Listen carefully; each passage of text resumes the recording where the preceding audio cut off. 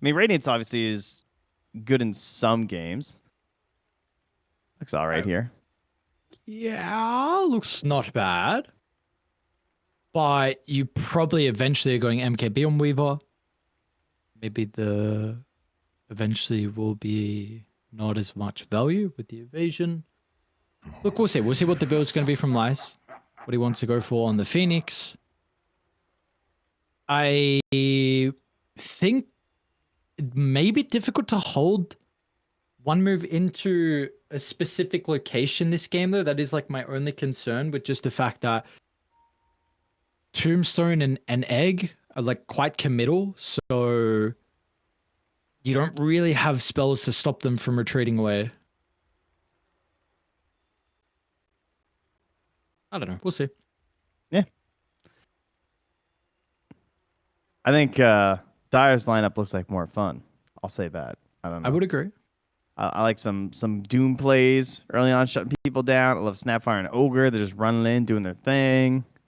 Weaver is a bit hectic and chaotic. You're never quite sure what kind of a game you're going to get out of a Weaver. Goddamn freaking spider. Yeah, I could tell. Oh, dude, it's actually distract because I have to.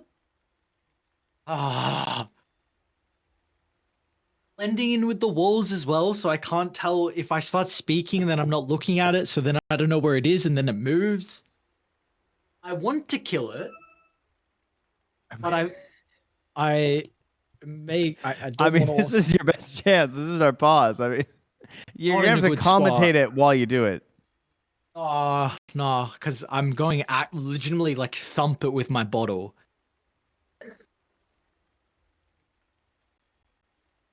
It's just not in a prime position just yet. I will have to do it soon. I see. I'm getting distracted too much. What's going on? What did they say? Lag. Okay. Just lag was the usual. Classic. All right, so I wasn't actually sure what roster they were bringing, but it looks like I think it's the same roster, right? That we were casting before. It's their regular one. Who's this, sir? For Nine Pandas, it is the same roster. I just noticed they don't have it all like updated and stuff still for Nine Pandas. So I guess there's no like finished signings or whatever, but it is the same roster here. So we take a look, which is good. So that's all standard, and then same thing for One Move, all the same as the previous qualifiers. Obviously, I know sometimes you just come into the next qualifier and people can just shift all around right now because we don't have any sort of like roster locks or whatever, right? Yeah, sometimes it's just like one qualifier to the next. It's just like a completely random stack. And they said last time like V2 was standing in for Curative. There was some, but apparently where they always say that though, stand in, and then it's not stand in.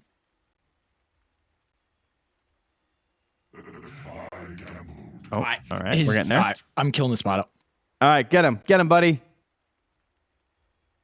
All right, guys. Well, you know, shot. I've done a lot of solo casts. It's all right. That fuck is dead. Oh! He gets there, folks. He gets there. No, Broodmother has been banned. Spilled his... Wait, this could be... I don't know if I can be saying it like this, actually. Because he spilled his guts on the wall, but... Alright, sorry. We're good now. I'm back. Just, you know, it happens. Quick intermission, spider killing action. The good thing they paused for you. That was really kind of them, actually. I was very kind to them. Yeah. I'm just making sure I'm glad we have you with us. That's what I'm worried about. I didn't want a solo cast, I'll be honest. I was acting like I could handle it. I don't want to be here solo casting. I'm glad you survived. Thank you, brother. Yeah. It was a tough one, but job was done. And now we are good to go. What is so what did they say? They said a bunch of things. G sec. Okay. Still just lag. You know. He said lag go, and then he said sec.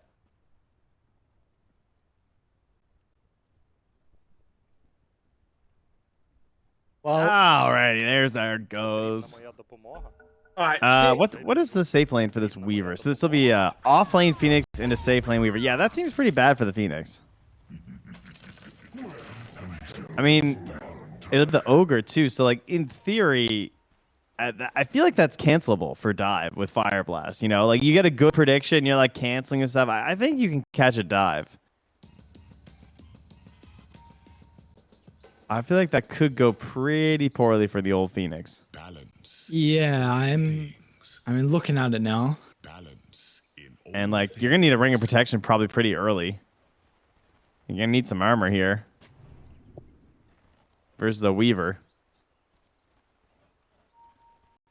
Yeah, this hero's been a bit MIA. I've not really seen a whole lot of Weaver, whether it be core or even support. So let's see how it's able to perform in this game. I don't remember Yeah. what the matchup is like versus the Phantom Assassin.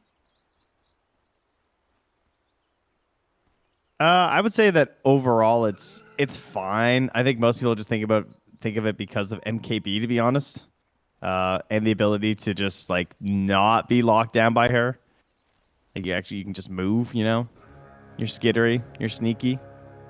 You do get this like overwhelming damage later on too, of course, with the Geminates and stuff, where you're less luck based. You're just like chucking out your damage and then skittering away. Yep. I think it's really good for the lane. I think it's gonna crush this Phoenix. I think for the Phoenix to do well in this lane, they need to be pretty aggressive on the earlier end. Which I guess you can do, to be fair, because Ogre is obviously useless level 1. What's going on down bottom as well? Loopsy's playing around the safe lane, so denies his ward, TP's top. Okay.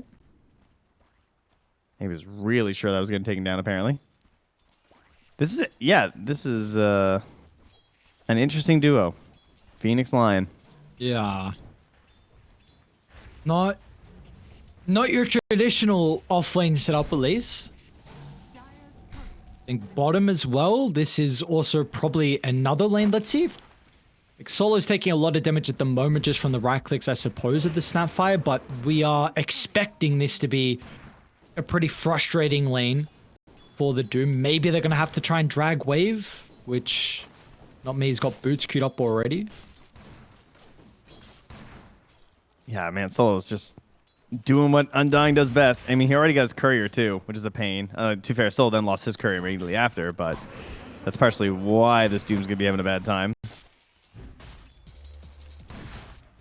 And they really have no way of pressuring V2 now with the Doom being so low, so that's great. Mid lane's going to be relatively chill, I would think, with difference in a race. I mean, it's just Ember versus Tiny. No worries. Ogre is level 2 up top.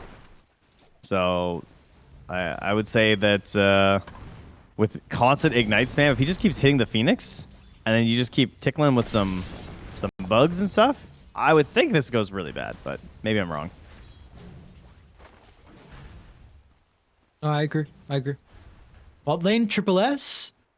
Tomb some of the blood grenade chase down. Should be our first blood. Solo factors out of the heroes down bottom to be able to get it with the zombies.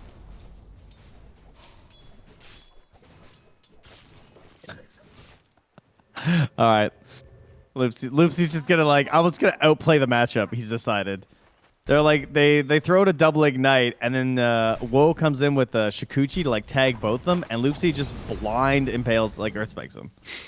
So instead of them both getting chased down with right clicks, and as well as getting hit by the Shikuchi, he just gets Earth Spiked, and they get to keep living their lives. And yet they're still both at half HP. So it's still, even though you're making these counterplays, it's not going to be easy. Yeah, just showcasing how bad this lane is actually going to be. And Loopsy will get another stun, but it's not going to matter. So this is going to continue to be the case so far in this lane, where you see the boys on 9 Pandas, they got a good safe lane. Unfortunately, their off lane not very strong. All right, so we got winners and losers in the side lanes. I guess it's going to be whoever makes the moves at a mid then, I guess, is going to be deciding things here. And it was one move, right? They played really well, I believe, with difference. In the other game, this was a game where we were watching Kim play the Tiny, and because we were always keeping tabs on how the teams were trying to activate the Tiny in regards to power runes and getting kills early on to get the blink. So We'll see, I guess, if they can do that with Erase. This game, I believe, through the end of the Dream League qualifiers, we were actually getting Tiny even banned out versus 9 Pandas because Erase was having a decent amount of success on it. Yeah, he's definitely been looking better and better as the qualifiers go on. The hero, that is. And, I mean, Erase as well, I suppose. I've been impressed on a few occasions. Up top, lane? Phoenix. Was he actually in? I guess he's not getting out, so may as well go in to do as much damage. Yeah. Yeah, I cannot see a different result in this lane. I can't even fathom it. As not me as well, though. Oh, nice. The jukes. Ah, close. Are you happy with that outcome? Triple S gets a kill. V-Tune does as well, but I mean, the Doom's getting nothing. I think it's fine. Yeah, you're living. I think it's, Undying's dead for a little bit. You'll take it. Honestly, a little surprised at Triple S is how much he's gotten. 15 last hits. Maybe this lane's actually not going to be as bad now. I mean, Bracer always will pretty much be max wand. We'll see. We'll see how the lane's going to continue to go. Yeah, you can see Nami really trying to keep up the pressure, which is helping. It's still a brawl up here. Oh, yeah, it is. Might be able to get Woe, though. Okay, nicely done. Weiss able to get the bug. Is now getting ran down with the Ignite from so bad. Look at the Ogre just chatted up. I don't think he's got what it takes to be able to secure the kill onto the Phoenix Spike himself, and maybe... No, nice, no turnaround. That's good. I'm guessing he just did very well on his Fire Spirits for the Weaver kill, because that's pretty much the key, right? It'd be so easy to just miss a bunch of Fire Spirits on this hero. Yeah, I would imagine that was the case. I wasn't watching as well. At least the one nice thing is the fact that they do have the sentry control inside the lane, which is always a very important thing. And they have triple sentries, one for the hard camp and small camp, and also nearby inside the lane. Yeah, it's pretty crazy. That is some dedication.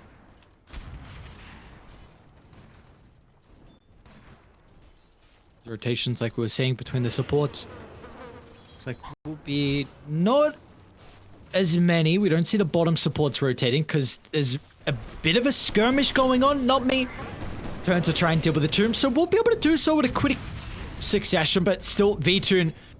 That's not gonna matter. You deal with the tomb, you still got the Phantom Assassin to worry about, who should be able to get the kill into Triple S potentially if they want to go for the dive, but V-Tune may be a little hesitant about the rotations coming through from someone else. Yeah, the armor's starting to stack up a little bit there, so... Feeling a little bit hard on the Doom. Great choice of the Toughness Aura. Oh, but then the jump in. Oh, he hurricanes himself out! Tried to dive with the Doom, but he hurricaned himself out and had a Fairy Fire to help survive. So, oh my god, he got both. Bad timing for so bad to run past because the Choreo scouts it, but maybe it's actually going to work out in the end. Imagine if they still get this is coming over. Are they going to be able to get it? Okay, Loopsy stole it, but I don't think they're going to be able to escape. Light's still not level 6. Unfortunately, so bad's TP will be stopped short, but difference. Importantly, Ember's lacking mana. Maybe there was a world where he was able to get the kill into the Phoenix as well. Yeah, if he maybe gets the Wisdom Rune. A little bit of bottle action. Oh, good pressure. And then on the other side, it was not me who got it on the Snapfire.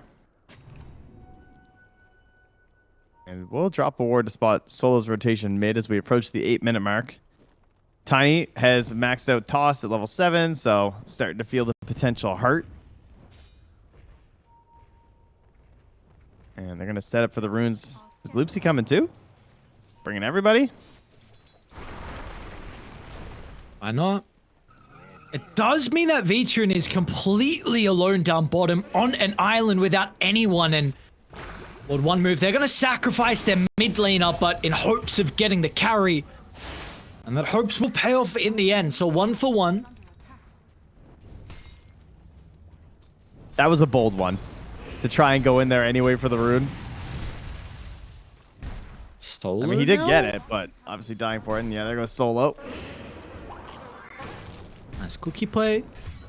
Doom yoinks it as well. Dude, Doom's game is pretty good. He's third in net worth, higher than the Phantom Assassin.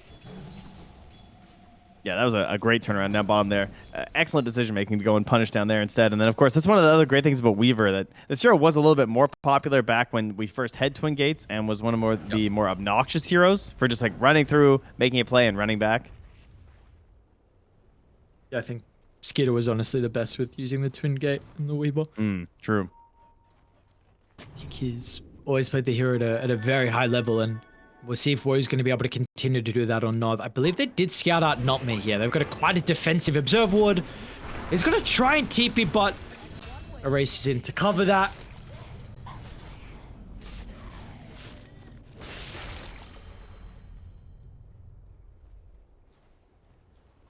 I just have an amplified damage. Ember sitting mid, hitting towers. Erase is busy farming. Weaver comes down bottom to join. They want to kill her again. Maybe with the TPs, they will respect it. Lyce is ready to go as well with a Supernova. They've done a good job to protect their Phantom Assassin, so Pierre's okay. Lyce will be able to activate the ultimate. Woe wants to go in. They need a way to address the Weaver, but the Hex isn't enough. It's not. The egg will be brought down. Now, Woe's going to turn his attention to Loops. He won't be able to keep up with the line, so they'll go for Solo next, the easier target on the outskirts of the tower. And nicely done. One Mover doing a really good job taking these aggressive skirmishes. I'm not sure if Woe knew, but both of Loopsy's spells were on cooldown. Like, like 12 seconds. I think that line was probably pretty dead, too.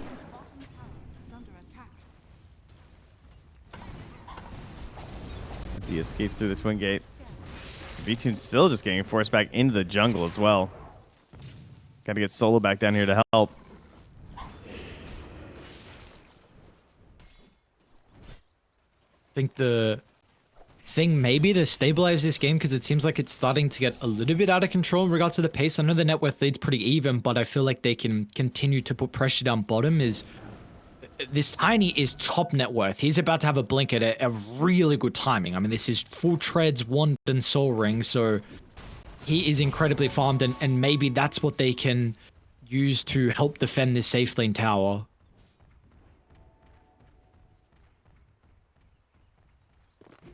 Yeah, I think that's of course one thing we haven't really talked about is the Weaver versus Tiny matchup. Back in the day, this was like the counter to Weaver, along with like Faceless Void, and even in the last heyday of Weaver, we still saw a decent amount of Tiny. Falcon Blade and neutral items have made it not quite as bad anymore. Like he's at 1200 HP, but that is definitely still burstable for a level 10 Tiny with Crash Landing. Yep. Triple S, decent use of the Hurricane. Bring Soul a little bit closer. This is a 1700 health Undying, though. Erase is going to be in. Blink's getting delivered, unfortunately. It's going to have to rely without of it. The Kisses might prove some difficulty for them as well. The big nuke at the early stages. Lai's going to do whatever he can. V-Tune as well as into the middle. Difference will come towards the tail end of the team fight, but he might be able to turn the tides. It's a Supernova dropped in the middle, but the Avalanche will cover it this time. So Lice, this Phoenix, he's going to be able to get some much needed gold and experience, and importantly, V-Tune also has the Battle Fury now completed. That went pretty damn poorly for one move. Man, the egg, did it just come back? I was so sure it was still going to be on cooldown. I was so surprised when that egg came out. I was like, oh, that can't be back by now.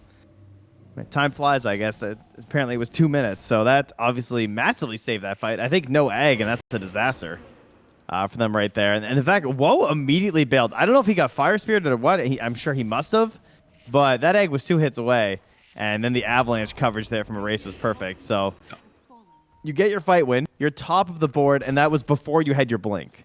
So this game is in Erase's hands right now, and the ability for his supports to rotate with him.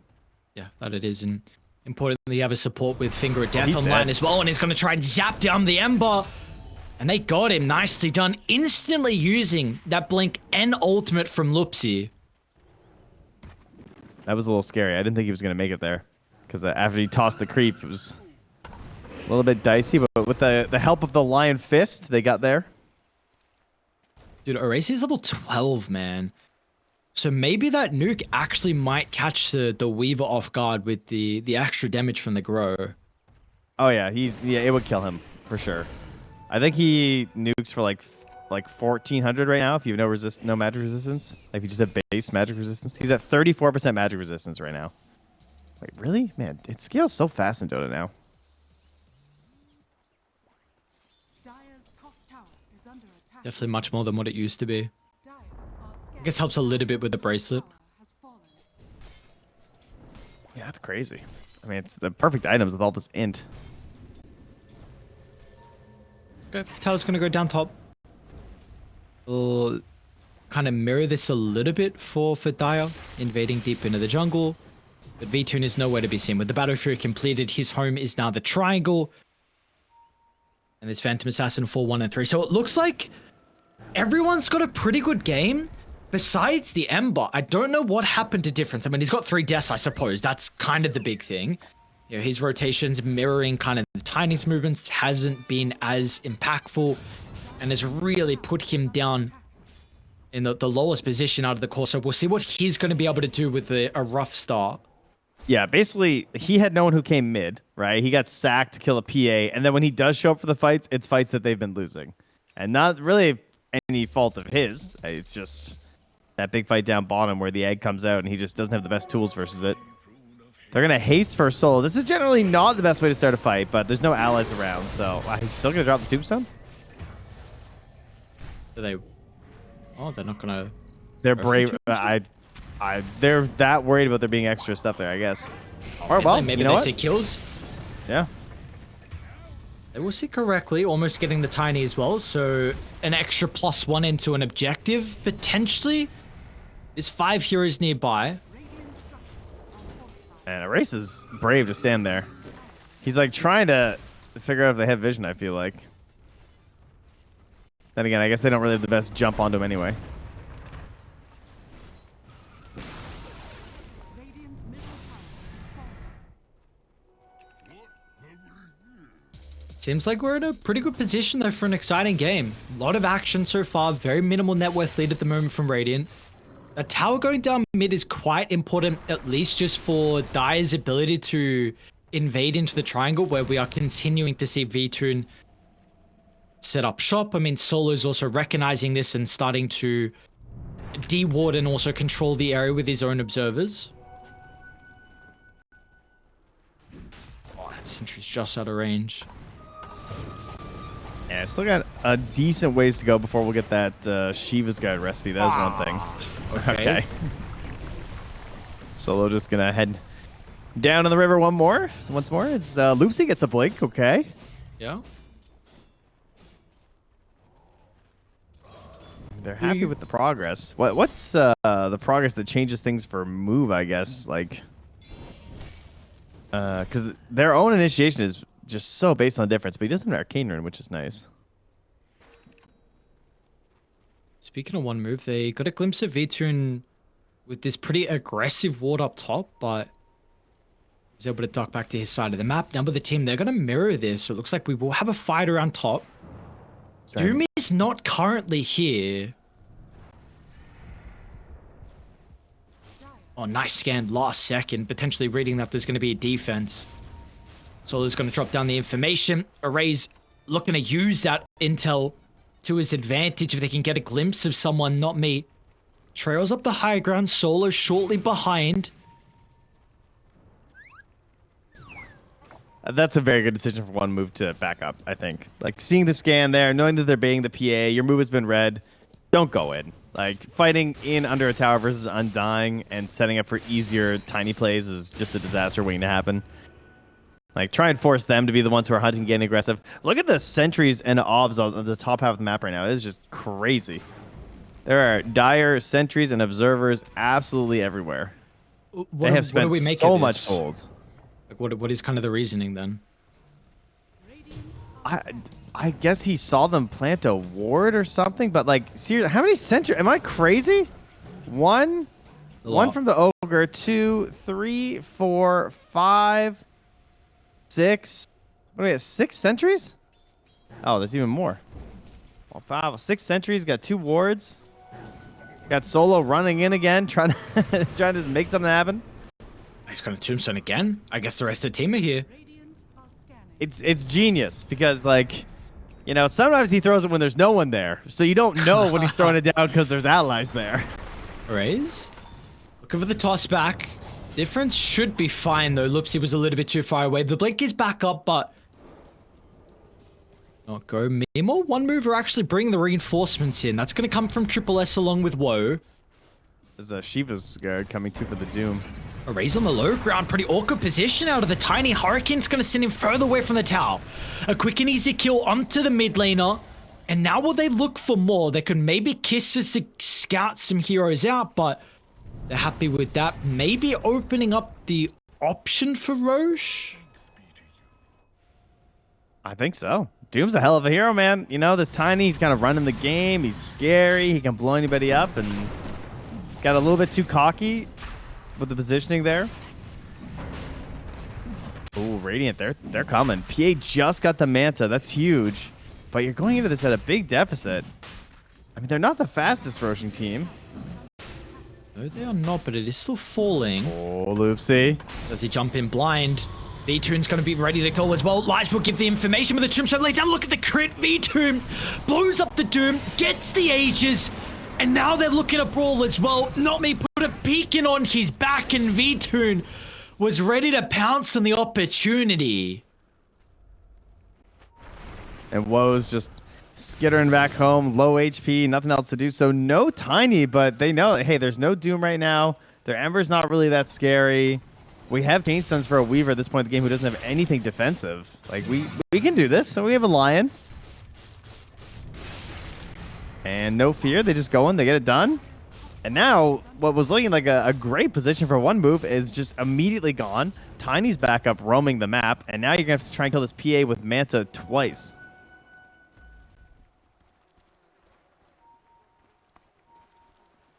Which is getting more difficult, especially with the Lincolns. Next item for V-Toon. You mentioned about the Doom inside the draft, which has got pretty good value against the PA if you can get the ultimate off, but maybe that item might prevent it. They're going to try and take a fight, though, into the Aegis advantage. 5-man smoke. Up to the high ground they go. They may have got a glimpse of a raise, but somehow he reads that, gets the blink away. What was that read? I don't know. They need a Searing Chain so bad. They can't do anything without Searing Chains. Because Weaver went for the Mjolnir over the Gleipnir. I thought maybe he was going to go Gleipnir to try and cover their initiation of woes, you know, since he's called woe, but he didn't. And I feel like that's creating some problems. Like, I can get the reason why you don't want to go Gleipnir, because, like, I'm the big hard carry. I have to deal this damage. Like, if I'm not playing MKB, then I really want to make sure that my right clicks are solid and stuff, blah, blah, blah. But, like, they are so dependent on Ember right now, and Difference is not able to find it. It's just, like, the reach is just not there for how far away 9 Pandas are playing.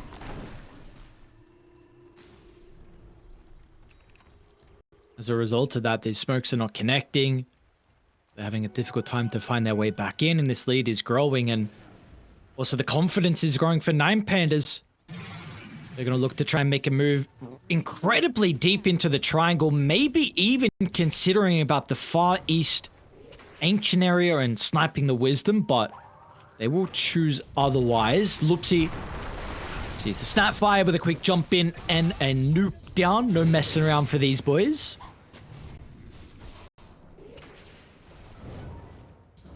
Radiant's top tower is under attack. Oh, there was double Wisdom left there, apparently? Oh, really? Yeah, I guess so. I missed that. Dire's bottom tower is under attack. Pretty cool for Doom. Did they fight bottom? Starting to bring some heroes, maybe looking to try and defend their Tormentor if it does get invaded. V-Toon, incredibly deep jump onto the tower.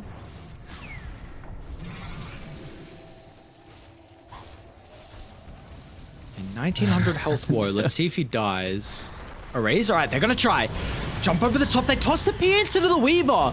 So PA wasn't able to get the Duke. The Mortimer Kisses is good. It's really good. Look at the AoE damage starting to rain down. They'll get the Aegis. They'll get the Tiny as well. This is the fight they've been waiting for. And V-Toon, he's been caught under the tower. Was not able to escape with the rest of the team. Nice defense from one move and Difference. almost gets the TP out from Solo. No more remnants to be able to catch up to Lupsi, but maybe the movement speed is enough. He actually will stop short, so Lupsi will live. Yeah, that just nothing. Just straight up nothing. PA did not get to play that fight. I don't know, thinking that they were gonna have enough follow-up after the Aegis that it would be worth it, I guess. But they just ignored the egg and just killed everyone while the egg was going. And then Difference had a nice play with the remnant where he just like activated right through as it was exploding to keep the chase going too. That was pretty cute. And again, the Doom onto the Tiny. It's a great target right now because like Conda, Tiny, level 15. This is crazy damage for sure. Yeah. You do not want to let him cast his spells.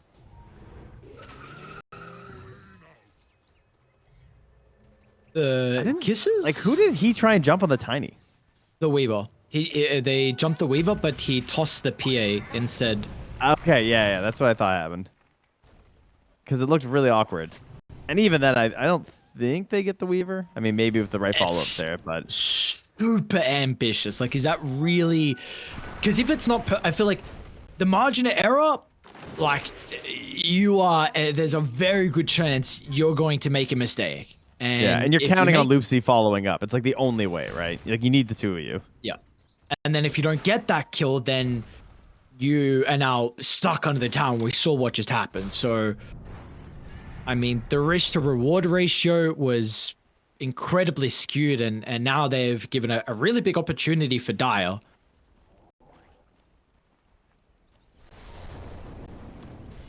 V-Tune just seeing what's happening, thinking about going Lincolns. Pretty good this game, of course. Definitely is. And he's farming up a Storm. This PA really not falling behind. Maybe this gank, though. This could be the thing to slow down the Phantom Assassin's farming speed. PA. Lincoln's just got delivered. What a perfect timing. They're going to remnant over the top. Manta used to... That sucks. That was just a straight up auto disconnect because auto pause from the PA disconnect. So he manted too early, so it doesn't have it for the chains. What have we got? Oh, he's in trouble. I mean, this Earth Spike is being cast right now, and it looks like it's gonna hit Difference, Triple S, and Woe. So it's gonna be sweet Earth Spike. We got that. And then Erase has the Blink Avatos. Oh, this actually... And what did the Dire see? Oh, they can actually see the Tiny because of the ward. Oh, very good. I see. Okay. So Difference is going to Manta with the bottle, right? He's going to Illusion Room. Everyone's planning out their plays here. All right, I'm going to static charge you the second the pause ends.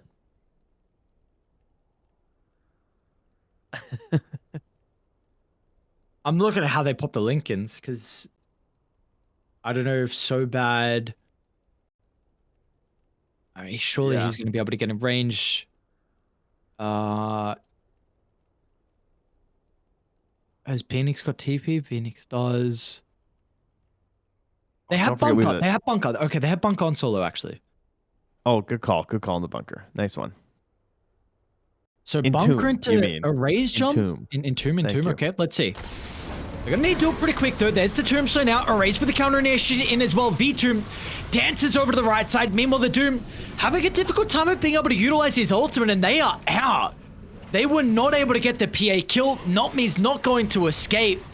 Nicely done. Solo keeps his fight looking good with the tombstone save. That was so weird. That was really unfortunate for one move. That sucks. Because if there's no pause, I don't think the save's there that fast. Like, we actually turned to the chest for a second there. Erase top lane? Oh, we got him. Oops. 1,867 damage over the past while. I think that was with both gangs. I was going to say, that's too much. That's 2 Avas and 2 tosses. Yeah, but that pause was very unfortunate for them. Because you could literally see everyone just change how they were playing based off of the pause, including one move. Like, they just started bailing because they saw the Tiny with the ward, so they knew it wasn't going to be a kill because they probably also knew that the save was there from the Undying, and then Soul was able to get his save off easily, and it's just it went Uggo really fast. Did you say Uggo? I thought I said Uggo. It went Uggo. I feel like this is some Zuma terminology, and I'm hearing a boomer say Uggo. What's going on? Oh, it's very old. That's an old one. That's an oldie. Do you like the halberd decisions from Nine Pandas? Lice has one, and apparently Solo's getting one too. Dire are scanning. I mean, that one's more surprising. I like it. You know, it's kind of cool, I guess. For everything else that Undying gets. Yeah, I don't hate it. I kind of like Force Staff too. I don't know. I'm a big sucker for Force Staff. But Halberd obviously is very good versus any ranged carry, and they have a Weaver, and so you know it's good. Yep. Okay, so a little break in the action. Game is still incredibly even. As both sides are getting a lot of their farm. And V2's still on top. We got long Roche spawn as well. Important levels as well is something else to be looking at. Lice is getting close to level 18, which is massive for the Phoenix. Some of the other cores are getting close to their level 18 as well. Yeah, Difference just ticked into it. I'd like to see Difference get a game here soon. I'd like to see him like finish this Octarine, and then maybe like Ags would be pretty damn good. Oh wait, sorry. What are we doing here? I saw a soul booster. Is he actually are going we Bloodstone? doing? Is this real? Green? No way. Has to be. Okay, Did he it's a just Bloodstone? misclick his Q? I don't know. My friend, look, I don't know, but I feel like you're gonna get like 3 hit from PA. I don't know. Let's. Oh, maybe I'm just missing out. I mean, I can remember like Radiant style Bloodstone kind of being a thing, but this isn't Radiant style. It's Cloak of Flame style with Flame God. It's the Surely Command this is- way. I mean, okay. He bought it. What do we do? No We're going way. Bloodstone. All right, we're going Okay. Bloodstone, I guess. All right, we have Bloodstone Ember. Let the man cook. All right. Our position have been on the low ground with the smoke. They got the vision as well. This time the nuke's going to be good for the Weaver kill. They will respect the high ground. They're not going to charge up with the kisses. It's not bad, but no one else is really there to capitalize on the opportunity of all the heroes being low. V-Tune's going to be able to step over to the left side, dancing onto the graves of the members on Dire as Loopsy stops Notme's escape.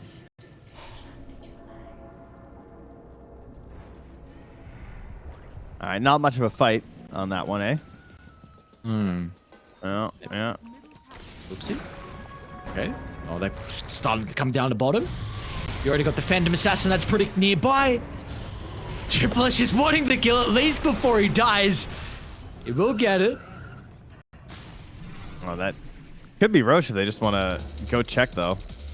I mean, surely that's free. So bad is just going to try and escape. Should be alright. Thanks to the mount and the bonus movement speed from the Arcana, obviously. Very Definitely. important pay-to-win action. BKB on Tiny. Should have used the 9-second for the Ogre kill. It's a joke, please. I'm joking. I mean, would have been worth, obviously. Okay, there we go. Into Roche. And we've got Aegis and Banner, level 20 on V-Tune.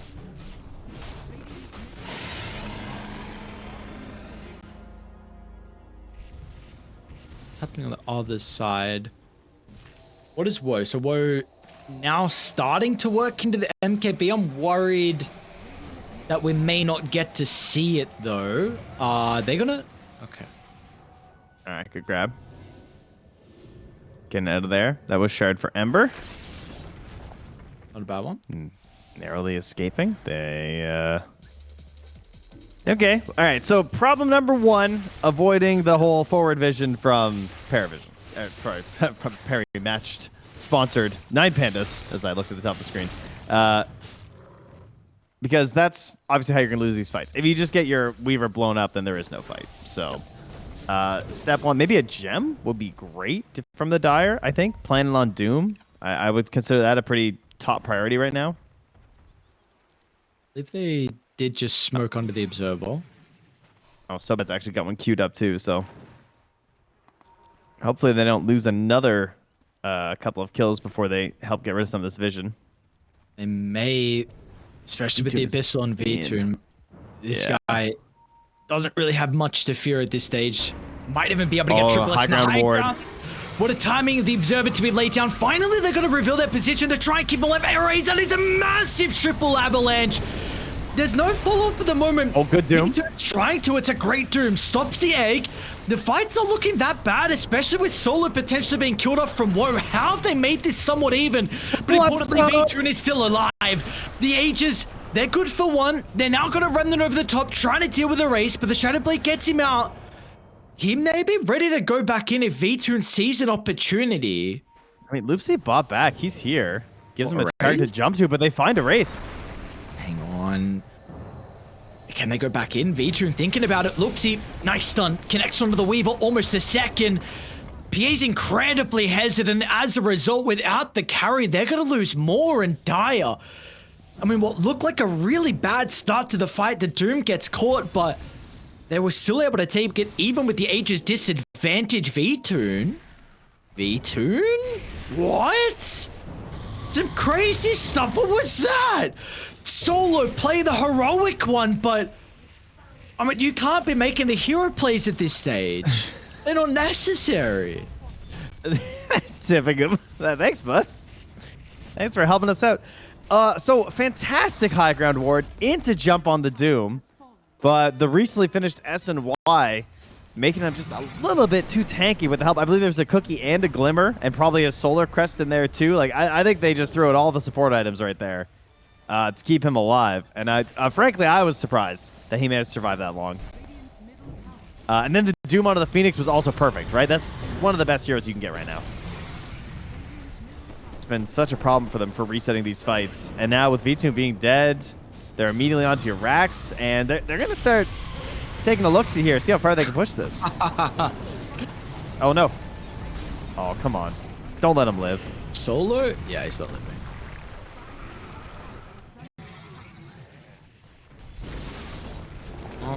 Doing an okay job to stall, but I do not believe they're going to be able to force a fight with the PA spawn shortly. So full set of barracks, TP out, so much gold injected into the bank. The members of Dire. This is an MKB completed for Woe. Aries, they were winning this game. They were well and ahead, and game was looking very good. And that was, I guess that's just PA. Like, I don't know. It's a little bit of everything, I suppose. It's not just PA. But the, man, they were just like hunting so aggressively and had this Abyssal Blade, and it looked so certain. But diving the tier 3, instead of just like committing for the tier 2 and grinding it out a little bit, maybe hurting them a bit. It's very much going to bite them in the back. This AC completed on Ember. Importantly, the Fire Shield as well for the Ogre. Quite nice versus the heroes that you have on 9 Pandas, PA in particular. So we saw the survivability be I can't wait to see how much healing he gets from this Bloodstone. This is so funny. It was pretty good in that fight. Solo runs actually into some of the heroes inside the tree line. Oh, they doom him? Okay, sure. If it's pre-tombstone.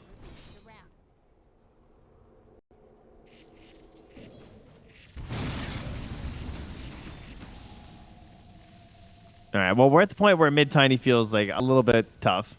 He's lowest of the cores, but he's the one nuke button. And what's our base HP level? At least Weaver's still only like 2,500 HP.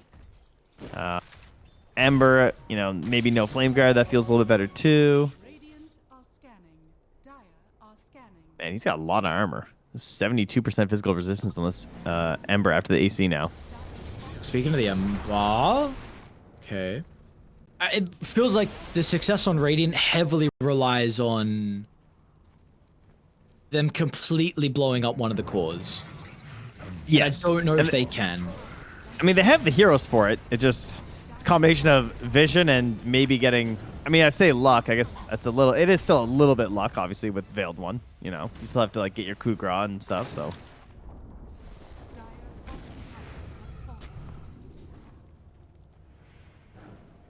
Yeah, also like where the support's going to be positioning. Do we get the glimmers off? Do we get the pipe off in time? You don't have that instant saving support like a banishment on the Shadow Demon or a Snowball, so it is something that they can use for 9 Pandas and then into a fight where maybe Lies is enabled as well in the Phoenix, like level 20. He can do a lot of damage on a long drawn out fight if he can get his spells off and be protected, but it does seem just a little bit more difficult now for 9 Pandas. You need some luck on your side. I mean, Woes get one of the best neutral items as well for the Weaver, the Mindbreaker. Yeah, Always well. feels incredible. And that can really catch you off guard the first time it catches you. Speaking of being caught off guard by a silence, we got the Orchid done for the PA heading towards that Bloodthorn. So that is definitely a burst in potential game winner here. Good item for Lice as well there on the Bottled Lightning. That's pretty good. They've got a pretty decent observer ward though from Dire, the remnants of the tier 2 tower, which is scouting out this freshly completed Orchid. Oh, but look at this Radiant Ob Sentry. Spawning everybody on the side of one move.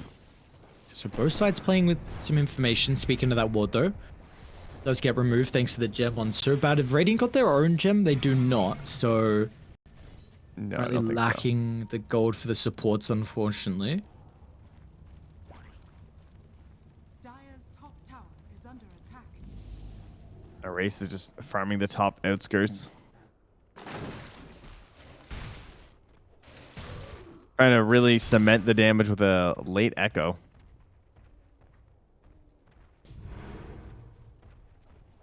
Yeah, interesting. Well, the push looks like it's coming. T2 tower, at least last outer objective where they don't really have to force a massive fight. Is under attack. And we'll see how long Roche is going to be. That'll probably determine... Oh, it's going to be a quick Roche, so... We'll see if they want to poke the high ground or just play it a little bit more passively erase. Alright, they're going. They are definitely doing more than poking. They're doing a lot of poking. This tower's fallen. Alright, it's just gone. All right, now they can go back, set up for daytime Roche, and see if a lovely gift walks through the portal to them. Flames will spread thrice. This would have been Ags if they were up top. But instead it'll be a refresher. Oh man, the Ags, God, I would love Ags on Ember. Oh, he is going next actually. But if they had gotten this one, that would have been pretty sweet. But obviously Refresher Doom is totally fine as they're looking for something mid, but ooh, surprise. Just illusions.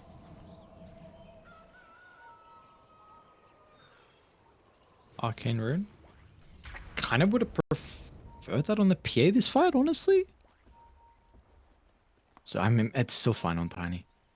They got to get down to Roche quickly, though. If a formation gets set up, and Roche can die very fast with their lineup now that they have the items, they're actually going to try and take a fight outside the pit.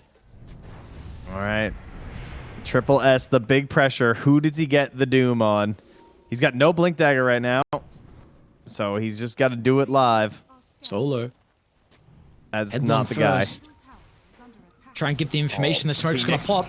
pop. Phoenix? That's a prime target. Oh, he popped the egg. Now, what's it called? They look to try and break it down on turn. Solo almost dies as well with the damage from the Weaver. And now a big ultimate used to no avail on 9 Pandas. Array's going to do whatever he can with a jump in the middle, but the Weaver's fine, protected with the BKB, and this is just not the fight they were looking for. V-Tune cannot see an opportunity to jump in on the PA. And that means they're going to just be forced to cut their losses and split away as best as they can. Yeah, run away, grab some waves, try and delay, but you're not getting this rush right now. Arrays nukes a wave and then TP's back home, but the Refresher Shard and the Aegis will be going their way. Not really a way to turn that around, I don't think, for 9 Pandas. Once that egg was dropped, it kind of felt like it was over.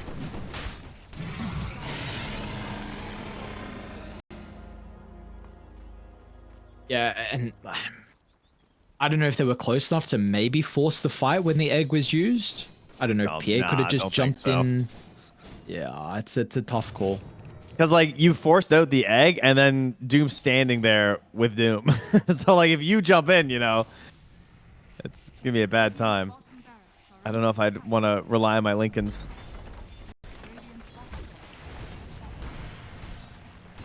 Well, unfortunately, now you're going up against the Aegis advantage. Refresher on Doom. Speaking of the Doom, they're going to look to jump, maybe poking down. He's protected with the Ascetic's cap, and now with the Ember's going to make some chaos inside the middle of the fight. Solo jumps out of the bunker, but he's gone. Buybacks available. And V2 can just never enter the fight. I mean, they are begging for the PA to have an opportunity, maybe with the toss back. It's going to be on to Woe. This is the Aegis carrier. Oh, Doom on the too? Tiny. He might not be able to make it back inside the base. He'll slip away. V2 now sees his opportunity to pounce, but the damage isn't enough. Turn to the Ember. Bashes it. Zap as well. He's gone. Bloodstone for what? The nuke is too good. I guess I should have pressed cheese over Bloodstone on that one, you know? Well, unlucky. Yeah. Oh, okay. All right, he's back. Right. That means no Ags for a little bit. Once again, gets the egg off. They might be able to protect it with the Weaver going down. Oops, he does his best, but he's too late with the Hex. He wasn't there in time to be able to keep the egg alive. V-Doom's going to fly over the top. The Doom, they're good for him. Ember, buyback. Can they keep at least V2 alive? That's the main damage source. V2 must fight. Is actually able to find an opportunity to Phantom Strike away and keep his own life. What? Difference? Why, dude? You're never going to get X. Oh, the dieback into that one. Dieback into Bloodthorn Abyssal. And V2 just tearing that fight up. It like how like, he can't play these fights on the Ember.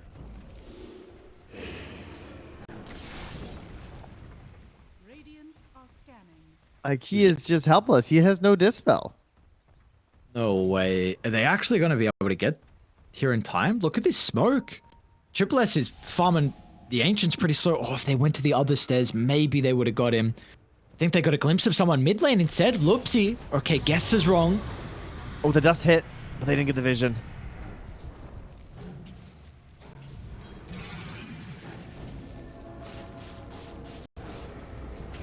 Oh no, Dream is dead. Difference is queued up BKB. Oh, sad. Oh no, no more eggs. It's all right, guys. Next Roche. All right, well, they are going to survive now on 9 Pandas due to one move kind of forcing it a little bit in a couple ways. This time, the earlier egg did pay off from Lace, just knowing that obviously the game kind of ends if he gets doomed, I feel like, right there. And then they forced the Doom onto the line instead. But even all of that was just so forced at that point for one move. They had already gotten such a big victory. All right, there's 5 bounties. Cool, cool. Holy. Where's Alchemist when you need him? True, true. Is he really going to go Aeon Disc on Weaver? He is. He bought the recipe, okay. Really? Does he need it? I mean, it's a tough one to utilize considering his other item slots, I will say. Yeah. Huh. Yeah, because... So he sells the treads, like they're just gone. So no more treads, and then... Okay. Yeah, that seems a bit extreme to me. Yeah.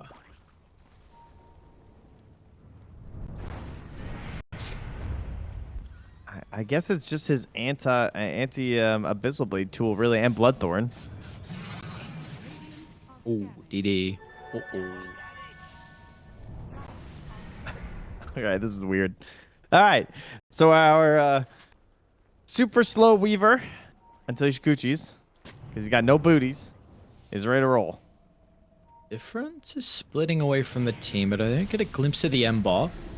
You're going to see the amp damage Weaver with the Aeon Disc ready to be activated. They're going to try all or nothing onto the Weaver. He got the Aeon off, and now the egg is just gone in a heartbeat. The initiation they were hoping was better, but now they're going to have to take a fight into the amp damage wiener and a tiny that is doomed. It was an all or nothing play, a high committal. Something you have to do when you are this far behind, but now you are up against Megas and they were not even trying to make a defense. This one is over. All right, that was sick. Well played. I was worried. I was scared that he wouldn't get off the ulti or something, or he wouldn't assemble the Aeon disc, but man, he was ready. Which is funny because it's such a like archaic menu you have to use to make that play. You know, you're just like right-clicking in. That is definitely not true for the leash. I guess versus Ravage, it's kind of cool. You can definitely make some plays. But this is his first. It looks like looking at his Dota buff. This is his first like real games as his carry. He played it like years ago in some like random leagues and stuff. But he has played 60 games in his pubs, so he has definitely done his grind on the Void, but hasn't brought it into his limited pro career quite yet. Okay. So this whole mess is all your fault? All right, let's see. What was the build after the Battle Fury, if you remember? That tier 2000? I'm going to go check what he was doing. Yeah. We had a couple different tries. This is honestly not what I was expecting. I was just thinking it would be still like...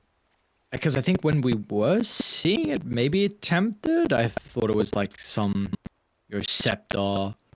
the stats build and then into like maybe Silver's Edge or Daedalus or something like that. I didn't know people were going Battle Fury. That was a while ago. Well, let's see. Oh, this is an all-pick game. He did Battle Fury into Manta Ags in his last pub, which was yesterday. In his tournament match, which he also won versus Chimera, he went Battle Fury Manta. So if he's following the guide, it'll be Battle Fury Manta, which makes sense because it's a universal hero and Manta's crazy on this hero. And then Void Spirit's innate gives him the 25% more secondary bonuses, so he gets more attack speed. He gets more magic resistance. He gets more HP regen from his secondary stats. So all the universal items are just like extra good on this hero. Sure. Universal items being items that are just like super stat heavy.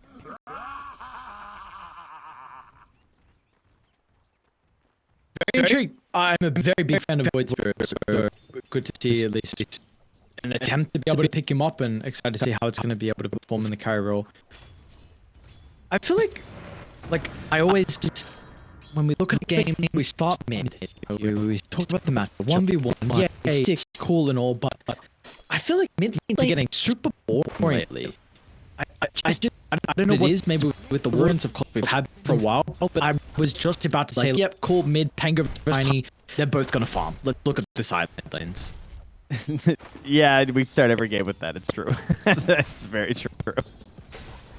That's just, you know, we're in one of those times. People also pick heroes to do exactly that, you know what I mean? So that's kind of why it happened. Everyone just like picks the safe mid a lot of times. Whoa, ooh, that's a big chunk of gush damage up there.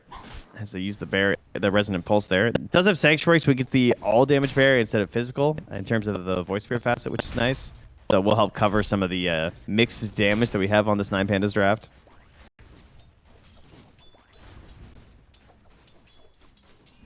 Is this the facet that you've seen, or at least Yep. 2000 goes? Yeah, it is. Okay. Yeah, it was the same one. I can't even remember what the other one is. I just checked as well. It's when you leave to simulate, there's 3 remnants. Ah, yes. Yeah. That's kind of cool. Sounds cool. I don't know how it actually works in game. It must be bad, I guess, clearly. Because we get a kill. Nowhere to hide for solo, not even under the tower. No, unfortunately not. Let's see. Well, top lane as well. Oopsie. Nice sacrifice of his life, especially going to be able to get the Void Spirit. So already what I was thinking was going to be a bit of a difficult lane for him is a bit worse than what I was expecting, giving up a kill at the early stage. Yeah, as much as I think it's cool to see the Void Spirit, I'm kind of with you where I'm thinking, like, what does it really do this game? Is it really just... It feels less like, oh, this is perfect for the game, and more like, man, I don't know what carry hero I want to play right now. Yeah. I think that it can be nice versus the PA, because the Astro isn't going to miss, and you don't honestly mind building MKBs the game goes on. But I also think PA can be one of the better carries against the mobile heroes, because you are just eventually going to have Basher or Abyssal. And Orchid, like last game too. Like he went Apparently, yeah. all in on it. But then again, it didn't work. Triple S is just getting walked down by Solo, and now V-Tune's going to jump over and get another kill for them.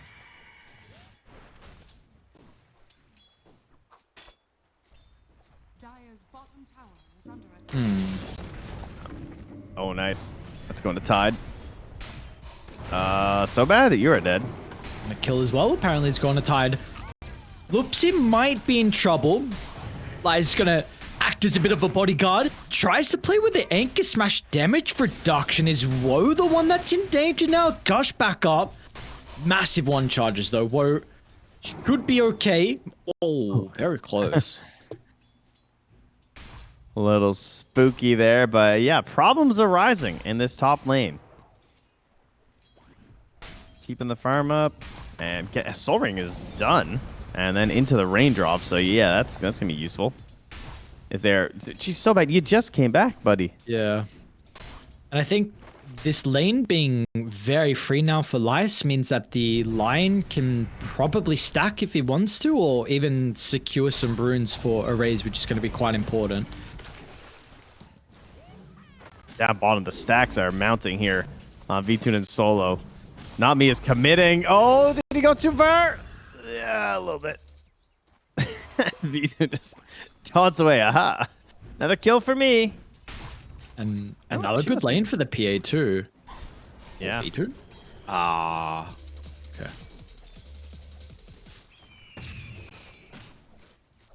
Lane so bad?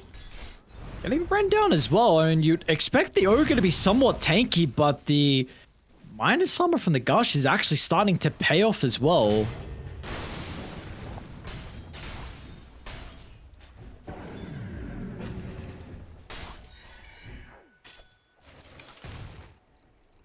Okay, now this is usually the stage where I take a look back at mid and see how it's going. I look at the last hits. What are we going? Look. 25 and 7 compared to the 25 and 4. Okay, yep. Wow. Same Really? as expected. Oh, that is the life we lead right now. Is Loopsy, I feel like he's gonna be okay.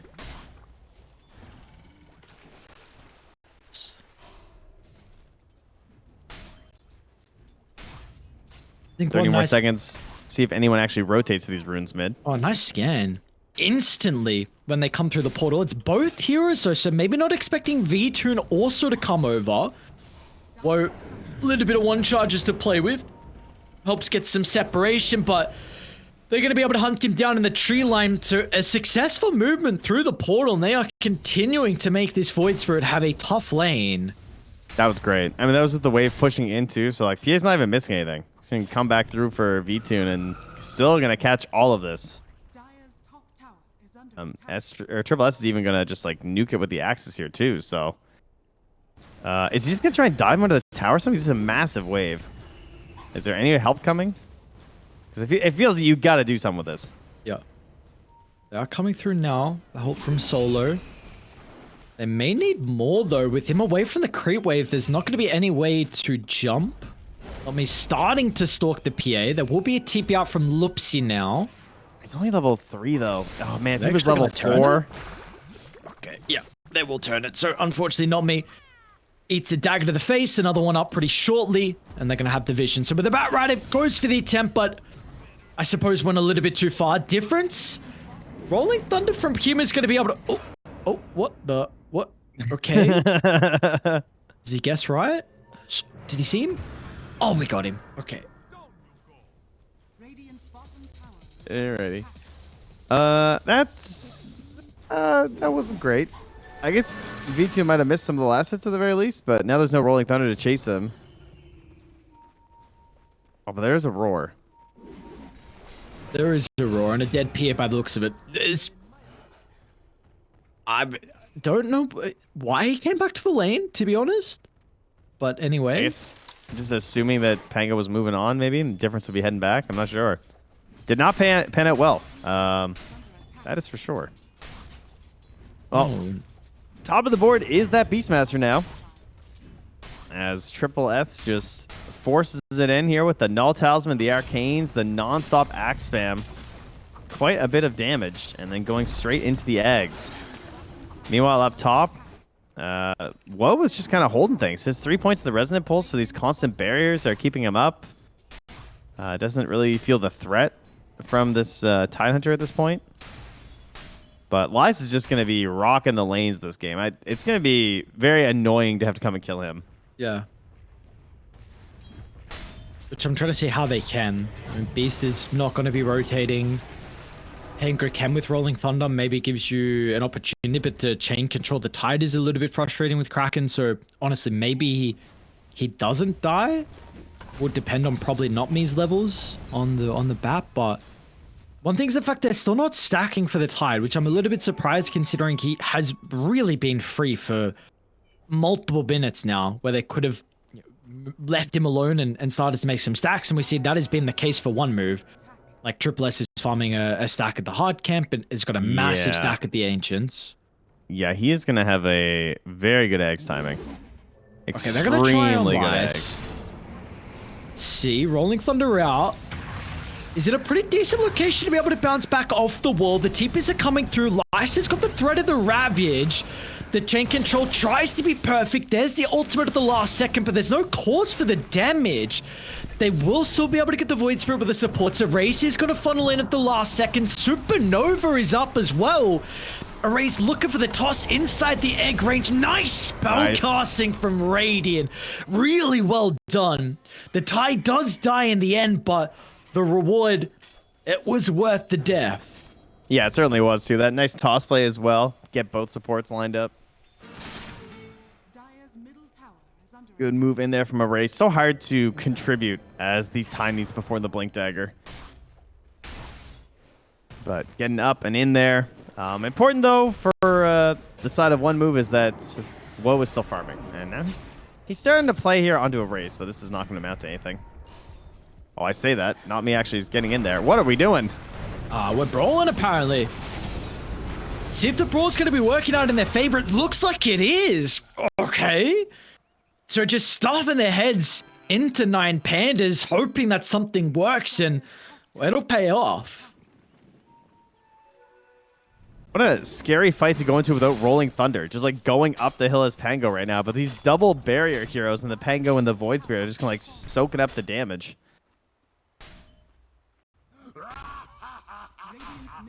Unexpected victory there, at least in my eyes, to just run up the hill like that, but works out. Difference will go in here, start looking for some camps. Triple S is about to get eggs, though. He is just 400 gold away, and then presumably they're going to smoke up and go for a move. And Not Me is doing okay. He's going brown boots straight into the blink, so he's going to stack up some Ancients. Beast is stacking their Ancients with his boars. Very nice.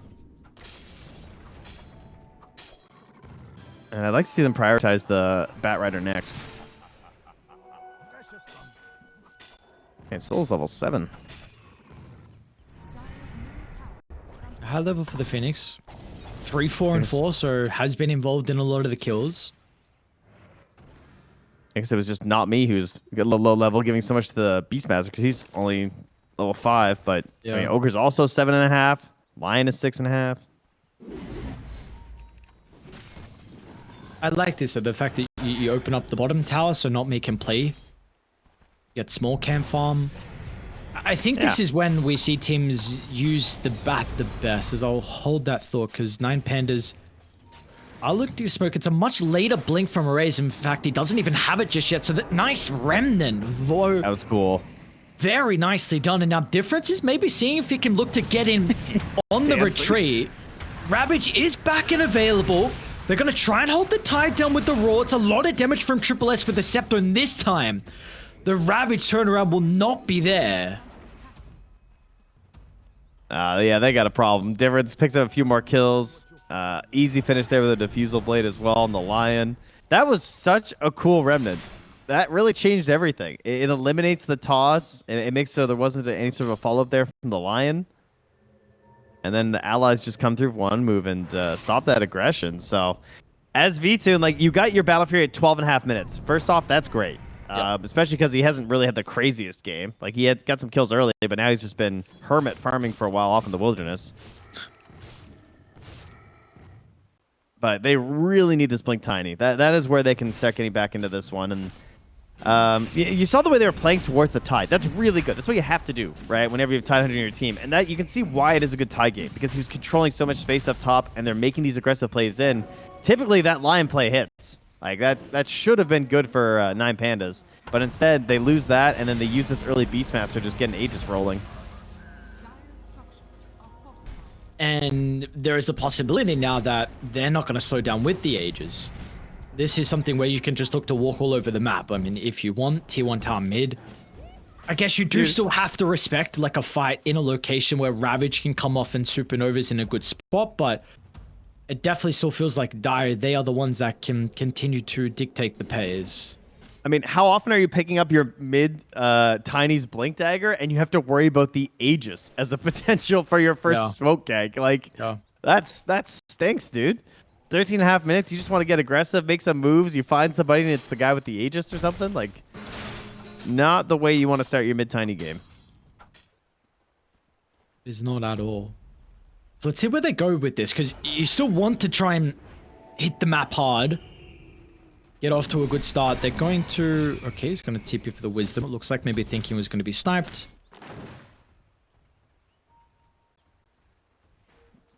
And how is our Void Spirit looking in particular as well? Woe also has Battle Fury, so even with the 3 deaths, he's got this farming item. Bottom solo looks like he's probably going to be caught. Dive straight into difference. Oh, Jesus, are we egging for this? Looks like they're probably going to be able to get at the Fire Spirits. One last right click at the very last second. Yeah, it was possible if it wasn't for the Ogre too, you know? And they're waiting with their blinks here by the Twin Gate, but not going to happen.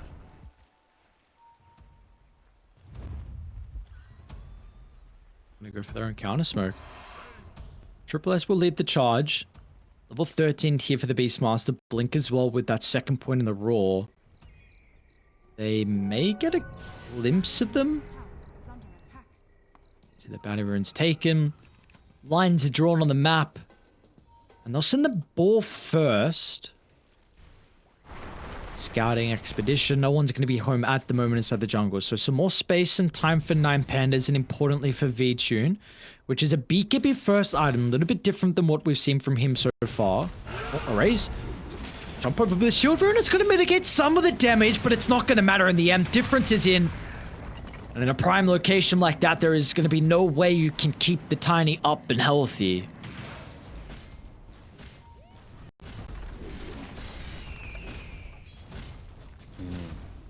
This is a Beastmaster game. 2 minutes left on the Aegis. You're just running things with these roars. Whole team playing behind you.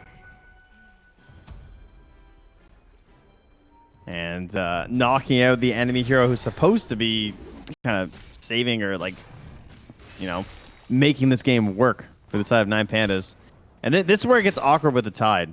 Because Tide has, like, no initiative. He's at a point where until he has Blink Shard, he's a turnaround guy, but he can't really go and make plays. Like you said, that you want to be making plays around him, like put him in the lane, then you smoke towards him, use how tanky he is. But now you are in a position where you cannot be proactive, and the only way you really force a fight is if you mount a defense, put Tide first, and maybe they overcommit a little bit too far, and there's going to be no defenses to be had by the looks of it. It's another tower that's going to go down, furthering the net worth lead. We're up to 5,000 now for Dire. And rather than try and, like, push this tier 2 or something like that, they're going to instantly smoke, go to the Twin Gate. But the Radiant maybe going to read on this. They are out of there.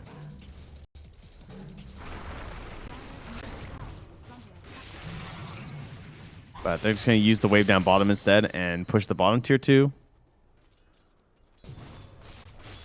I mean, they're hoping to find V-Tune, but he is not here. Yep. The other side, not maybe we'll run into Lice. I think. I don't know if they actually got a glimpse of each other.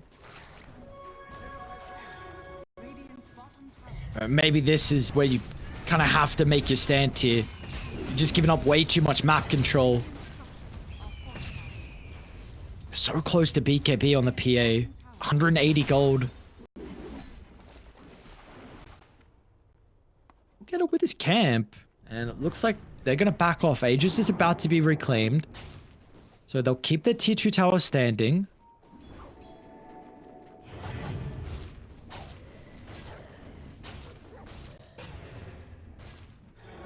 Yeah, I think I would not have wanted to force that fight as 9 Pandas, though, considering Phoenix and PA would have had to TP in. So good bluff, pretty much there. I think it could have gone poorly for them. Oh, mid lane erase going to show.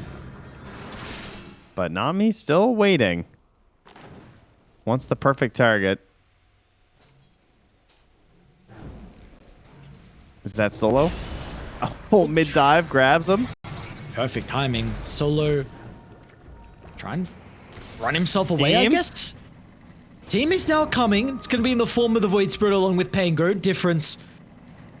Long drive-by to maybe catch up the Solo. Won't get a glimpse of him, though. He had an arcane rune, so maybe just felt like letting it rip, I guess. Oh, actually, he didn't use it until after, so never mind. Nice TP.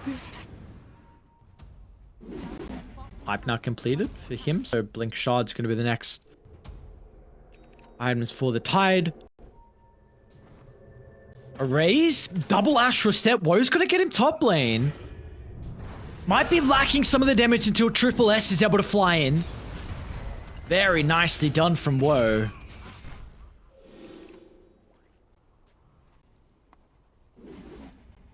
Speaking of Woe, Sanji Nasha freshly completed. And okay, he's just out. Loopsy. I don't know if he was in range or a little bit too slow, but Woe's okay. And maybe they're even thinking about stepping back in. We're giving them an opportunity, stopping down with the retreat. This is looking a little bit awkward for 9 Pandas inside the river. And they are in some danger. Woe jumping over the top, a quick nuke of the support. He's got 2400 health. You are not touching the Void Spirit, and they are showing that the hesitation over the right side. Lasso out. V2 pops the BKB, tries to turn onto Triple S. The Ravage is good as well for one thing. Get rid of the Beastmaster. V2 showcasing some of the damage output. Tidehunter is stuck inside the river, but Lyce is fine. And now, are they the ones stalking one move? They are looking to try and catch up the difference. They're going to be lacking some of the control, though. Difference is fine. That was a pretty greedy move to jump in there to try and follow up with that lasso. I mean, it was basically defensive there from Not Me. And the BKB was coming to the Beastmaster, but wasn't quite there. So he ends up getting ravaged. Even without the BKB, though, it is still hard to stand toe-to-toe against PA if the crits can come out. Got the crits they need. Sign of life here for 9 Pandas. This game was looking like a really bad spot, but now they're going to grab their wisdom. They got to stack on the ancients. They're going to get their tormentor here. Maybe. Yeah, no, never mind, says V-Tune. This is not our tormentor. We cannot handle. They can't handle this. Okay. I'll go back My now. friends are coming now. Friends may be dying. Oops, he almost dies. Gets the shard. Meanwhile, bottom, what's going on? Okay, Erase almost dies as well, but it's able to get the blink away from Triple S. Tower will crumble, though, without a defense to be mounted. Pretty late Roche spawn as well. So that favors 9 Pandas. We'll put it closer to nighttime. But just favors them because it just has a chance to actually, farm and keep playing, because I don't think they're going to have much chance contesting it right now. Tide is getting closer to the shard, has the pipe as well. Okay. I think Pango Blink is going to make these fights a lot harder. Difference has struggled to make the best use of his ultis at the start of these engagements, but once the Blink is out, it's very hard for them to do much about it. And the level 15 talent is also now just taken. So 2 more seconds on that Rolling Thunder that's going to be upgraded here in a second. Again, another one of these universal items, as I call them, for the Void Spirit. It's just like tons of stats. There's just insane amounts of damage on Harpoon, Echo Saber. They're just good items for these kind of heroes. And speaking about some of those universal items, Pupil's Gift, not a bad one. Yep, busted. Not a bad one at all. 2700 health. Plus 300 damage from Woe.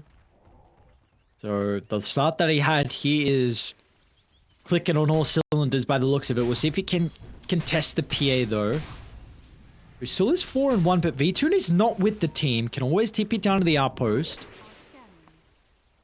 They're gonna need him at the start of the fight though. They need the nuke inside the Ravage. I'd like to see him join now. Solo may pop the smoke on the high ground. Still, PA's not here.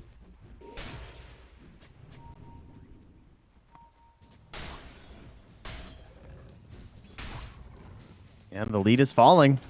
PA's farming, no one else is, so she's starting to claw away at it. Oh, they're gonna go for the side. All right, they're gonna try it. They're ready over the side to try and protect Lies. Pipe's gonna be activated. Rolling Thunder over the top as well. Erase is just waiting on the high ground, seeing if there's an opportunity for him to jump, use the combo. Ravage is out, Egg as well, and Beast is gone. They're gonna try and bring down the Egg, but they just don't have the right clicks. That is such an ambitious attempt. Difference is gone. The nuke is good for a second. And V2 out of all heroes gets the triple as he flies in towards the tail end to clean up some of the members. And now they're going to get Roche as well. Ares, why? I don't know. What?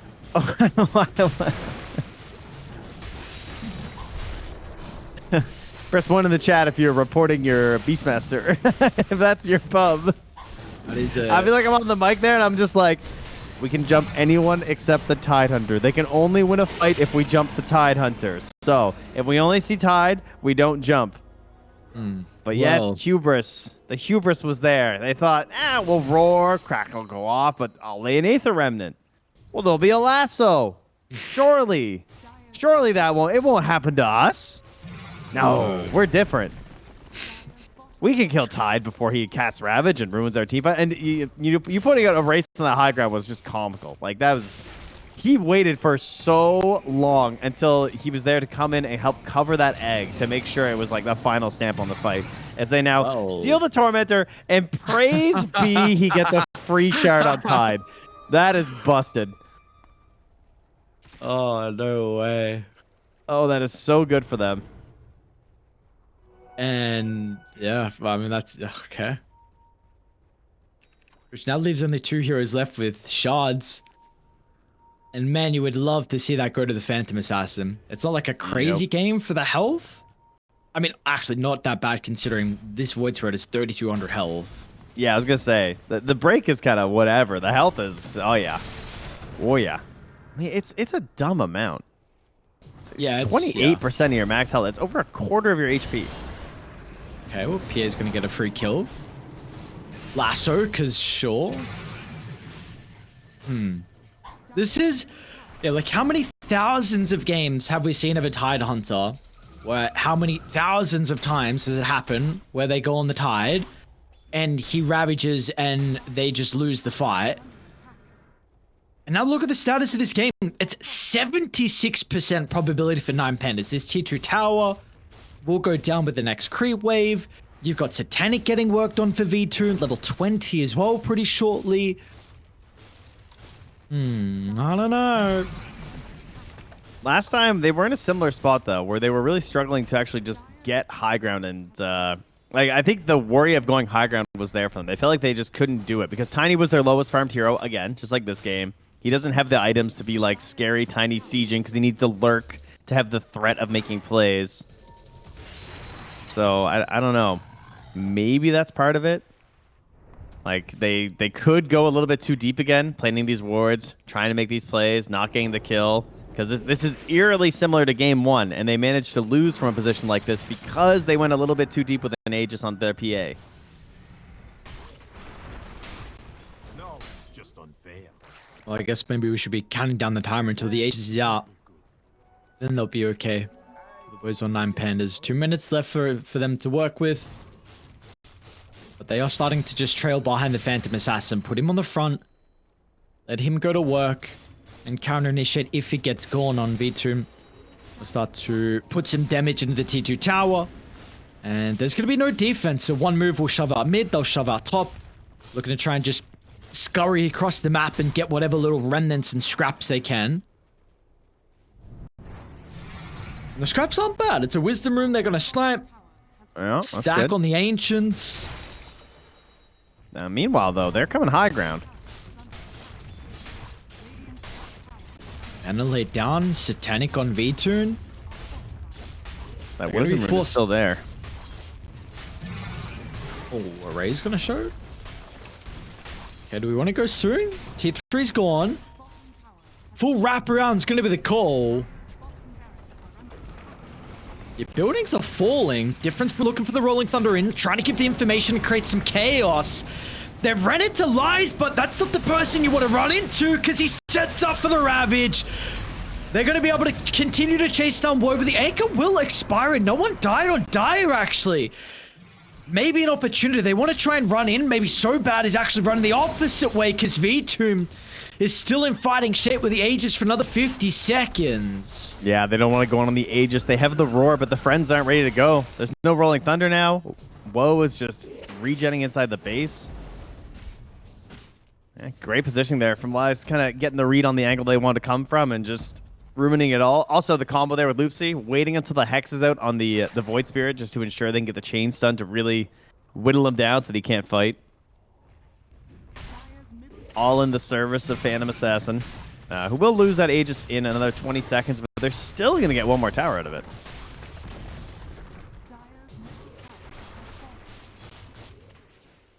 Okay. We're all out of towers and the full set of barracks. So a massive, massive swing. What was about 6,000 for one move? Yeah. Before that Aegis, before that fight where they were able to turn it, now 3,000 and a lot of map control favoring Gradium. Man, there's no Doom to remove heal from the fight this time. They're going to have to do it with the Bat Rider and hope they have the damage that actually killed them during it. Which we haven't really seen. Like, Woe has got items, but we haven't really had the opportunity for him to showcase what this Void Spirit can do, because we're getting a fight up top as well, but the Beastmaster might be zapped down. Nice. No BKB, no Raw, no nothing. He is gone. No buyback. That was just a great jump forward there, thanks to the ward from Solo up top. Spotted the Beastmaster out, and it was slow, but he was not able to get a BKB off. And this is looking like lane number 2. There's no buyback on this Beastmaster. Void Spirit is nowhere to be seen. The wave is not going to get cut. So yeah, that is 2 lanes down now. One move. Quickly losing this advantage that they had. It's getting worse and worse and worse. Lies seemingly signaling that he's not quite done. Difference does have the ulti. He has the basher. What are we doing, Woe? Are you coming home? Are we fighting? Gonna have I mean, to they pull can't get something out of the Mega. hat. They're gonna try and defend against Mega's Difference. It's a long wraparound in the back, wanting to try and assassinate Solo. He'll force out not the best Supernova, also able to deal with Loopsy. I mean, that's a lot of value that this Panko just provided you, but can you utilize the advantage that maybe your mid laner has given you? Triple S is trying to jump in. Ravage is there. Is it enough to keep the Tiny alive? He was able to pop the BKB before the Raw. Erase Tippy up the bash. Difference stops him short. They got V-turn as well. Lasso drag back. He's just going to be forced to stand his ground and fight. We've seen what PAs have been able to do previously. Sometimes they can win the man fight. Is this going to be one of those occasions? V2 snipes down one, looks for Woe next. Bash is good. Phantom Strike up in a couple of seconds. Silence going to prevent some of the spell casting. Woe, he should be there. It should be the damage they need to get the PA, and it is. But man, it was close to almost some PA shenanigans like we've seen in the past. God, that was so terrifying. It really is just a PA machine right there. Look at that damage. 8,500 from the PA. But they get the defense. They don't give up megas. They will lose their Pango, but yeah, that was all difference. That was so much work you had to put into that fight. Getting rid of the Lion right off the bat, forcing out the egg. Pretty much the best thing you can possibly hope for from your Pango just rolling in like that. He was massive, that team fight. Stops the TP out from a race as well. Oh, it's an instant Roche. It was a like 2.5 second spawn. Okay, do they scout this? Not me is towards He's going. bottom. He is going to go and check. Oh, he's not going to check. Okay, he's checking. Oh, wait, they're going No, to he's check. not? I think I He's checked. checking? No. Beast will after the farm? Oh, he's checking. Oh, we got a game. He's like, oh my god, it's here. I love that. The in and out. Dude, I don't know. How fast can he do it at this point, though? It gets scanned by the Radiant. I don't know, man. Or maybe you take a fight under the ward? Yeah, Yeah, they're going to be able to yeah. get the Lasso drag back onto the Phoenix. Phoenix gone. Another hero Bye. not available for this Roche fight. Oh. Refresher for Triple S now? Hang on a second. I don't even really fault Nine Pandas this time. Last time I felt like they overextended. This time I think they played pretty well. Going for the third racks wasn't the craziest thing. It was a little aggressive, but certainly not egregious. The difference just outplayed them pretty hard. Yep. And now they've lost this Aegis, Cheese, Refresher Shard. A potential for an Ags too, even by the time the PA was up, it probably would have been rotating up to Dire.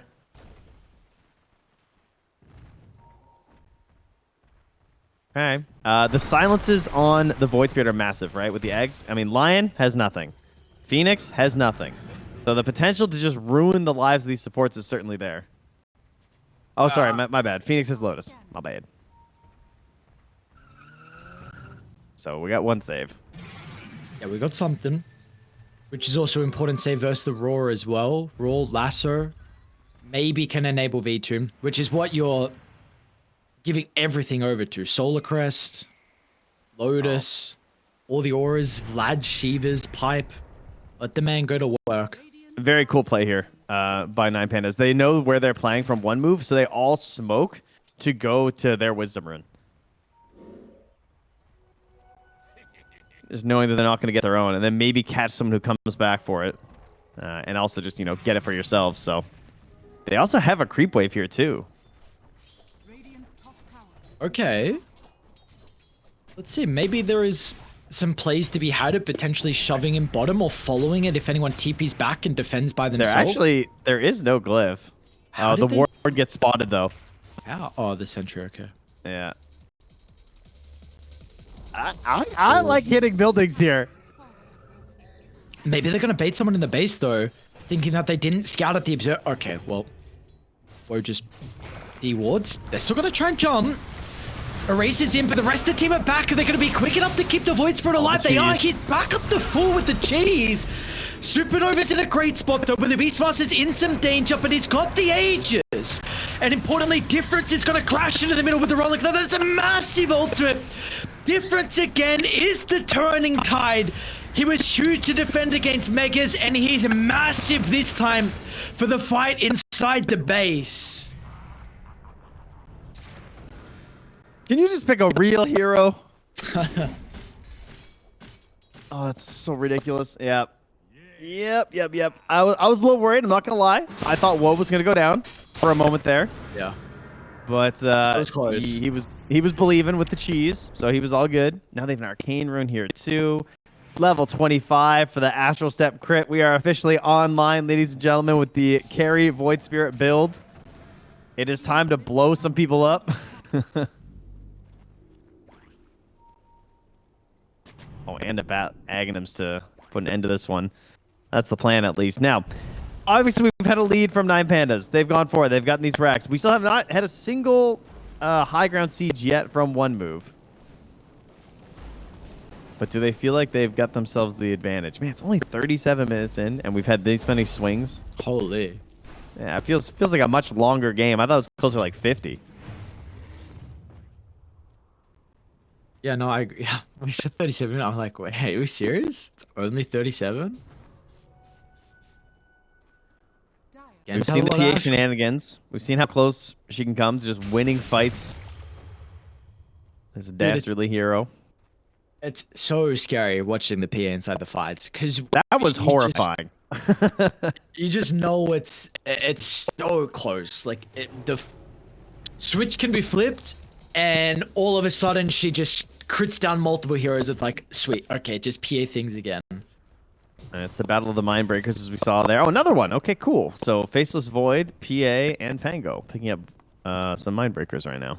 Such a nice one on Void. I mean, all of them are happy with it, but really with the Astral Step, I feel like it feels great. Oh, charges aggressively into the middle. No cheese this time. Whoa. Okay. All right, great Ob Sentry combo there. He also bought out for that Silver Edge. So cool level 25 talent. He's not going to get a chance to use it unless they can hold for 90 seconds. Refresher on cooldown for 20 as well. Difference uses an early roll. I guess the creep wave. There's nothing. Yeah, he's done the math. He's like, wait, what if I just kill the creep wave? They glyph. I can't get back in time to punish him. Guys, just run. Just get in the well. If anyone dies here, I'm screaming at my teammates. The back door? Okay, they're just going to go through it. I think you just let them go through fine. it. Dude, I think you have to, though. Oh, not me. Oh, they're going to try. Double lasso drag back. You got the PK people for the roar. Maybe there was an opportunity. Well, Loops is TPing out. You need Pango roll. They're trying to force the fight without it, but they're just going to be down some extra members now. He's going to buy back. We'll use it. Oh, I mean, did you go? Are you just going to give it up? What's the call? Oh, the decision making. It's such a hard position to be in. I think it's fine to give up support who has buyback anyway, but I can't see a world where you're able to save that tower. Or that Rax, rather. But I definitely see a world where you throw the game. And that was really scary.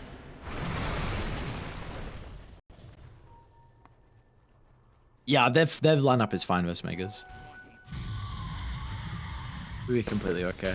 So, unfortunately, it is going to put them in a massive deficit. Not net worth-wise, but just map control-wise, where you will really struggle to get out. Oh, and economic deficit. You know, all the creeps are worth less. Sure. It's bad.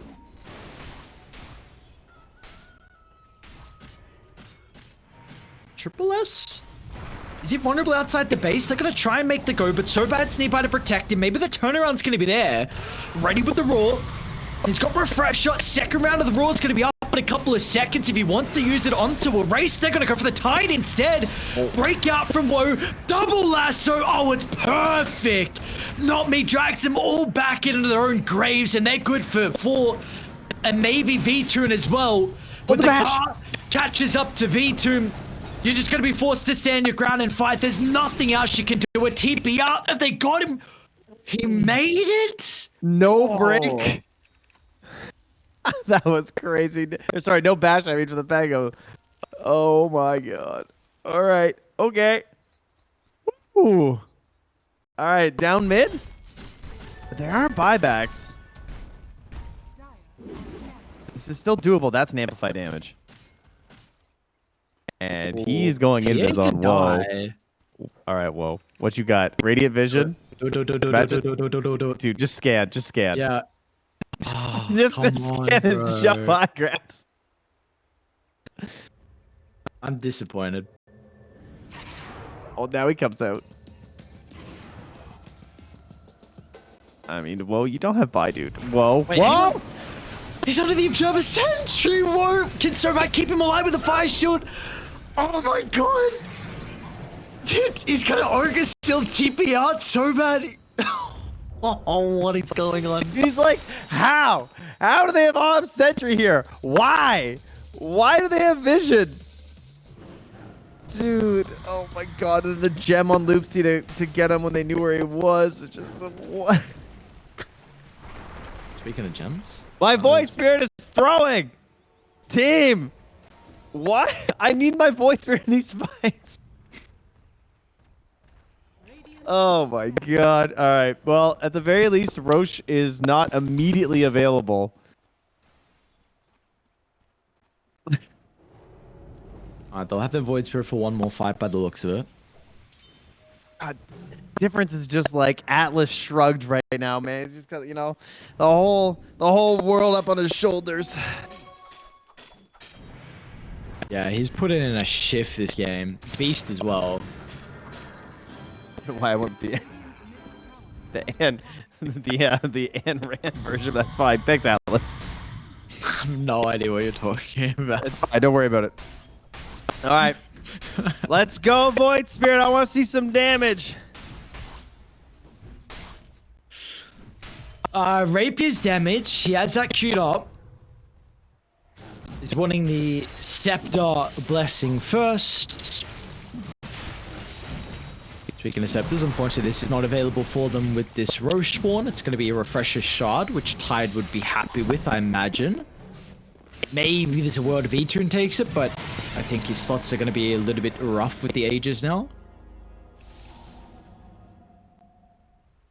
So what do we got? Aegis onto V-Turn, Cheese on the Tiny. And Refresher Shard is currently on solo, which I would like to see changed.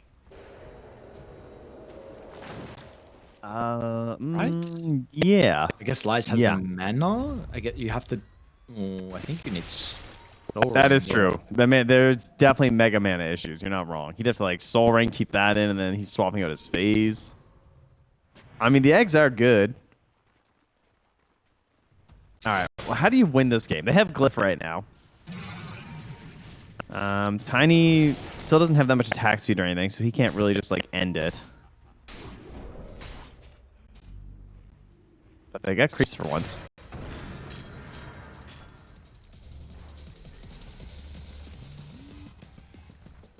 Well, not me. And they end it. On Radiant? I need to fire. Yeah. Radiant are scared. All right. Scan connects. We're inside the trees though, so maybe not if they look to jump. I'm going to be expecting this. They have to respect the Phantom Assassin damage. Quick in and out needs to be the case. You cannot show for long. Loopsy is just gonna smoke himself high ground with the ninja gear. He has the vision. He can see. Oh, the bat. Wow! Wait, difference? Difference? Shows himself for far too long. The rest of the team needs to get nearby. They're going to be too late. Difference is gone, but he's got to buy back at least. Oh, Void Spirit. He's thinking. He's trying to find it. Why is this maybe an option for them? They need the Silver's Edge. And they're going to go. There's the break, the roar as well. The Earthspike covered him. Tide's going to be okay. Second roar if they got the damage they do. Instant use of the buybacks. They're not going to be able to kill the egg. They might be able to get the Pango, but meanwhile, V-Toon jumping over the northern side, trying to do his best against the Void Spirit. V-Toon, he's struggling though, lacking some of the control. Dari doing a great job to kite the P at the moment. Now the Ravage is out for Lice, and that's good for the Pango. Die back for him. Difference is not available for the final defense. A 5v4 from one move. They still have Aegis right now on this PA. Oopsie. They have to ignore her. Okay, nice quick kill, but Loops is gonna buy back. Toss the Phoenix in. Ravage set up from Lies. Controlled with 3. Cleave him down. V-Toon gets the double. The buybacks are there, but it's still the mass numbers advantage that 9 Pandas are playing with. Oh, the jump in. V-Toon, awkward jump over the top. It's too much. They still haven't dealt with the Aegis. V-Toon, he's gonna reign supreme in the final team fight. 9 Pandas will send us to a deciding game 3. What a crazy game this one was. Oh, that was a good one. That was some quality stuff all around. Oh, everyone just trying to make the big plays. Difference, trying so damn hard. Oh, that is I can't blame you really. This hero is pretty goddamn nuts. Prepare Yeah. for battle. We'll see if he can have as equally good of a game. See if he gets the same amount of stacks going. I mean, that's what was so huge for one move last game, was just constantly using the Boris to stack up for himself and getting a giant piggy bank with no invasions coming in at all to mess with these stacks. That could be something they do a little bit differently. Maybe an earlier ward to block the Ancients would also be pretty good. Difference goes for the straight up early ward into the Ancient's area, though, up on the pillar. This whole mess is all your fault? Потрібна моя допомога. Потрібна моя допомога. Я вже біжу. Okay, does this mean we're gonna get a fight, Trent? Surely, right? That's a good question. I'm thinking probably not, That's based on their current what I wanna positioning. hear. No, I know. I'm sorry. You know, Ogre is not the best fighter early. You know, he used to be in there, but now he really stinks at runes. He's just I can body block, guys. That's it. Buy an Orb of Venom if you want to fight at runes as Ogre. I guess that's all you got. He's a blood grenade enjoyer. It's all right. True. Sorry, my bad. Yeah, come on. The battle begins. He should be able to multicast them. Cut And they the just hell start up. rotating in a circle around the hero. Shut the hell up. Don't Ice don't Frog? give them ideas. Ice Frog? Do you think he actually like that should be a thing where charges, like things with charges, he can multicast? Like everything? No? I don't know. Come on, man. Like what? Like tangos?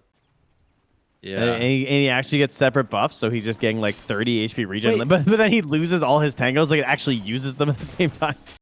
Can that he wouldn't be very good. Can he only multicast Midas? Is that it? No, you can multicast any item. That's any targeted item. So like Yule's, true, of Scythe, course. What am I- Dagon, yeah.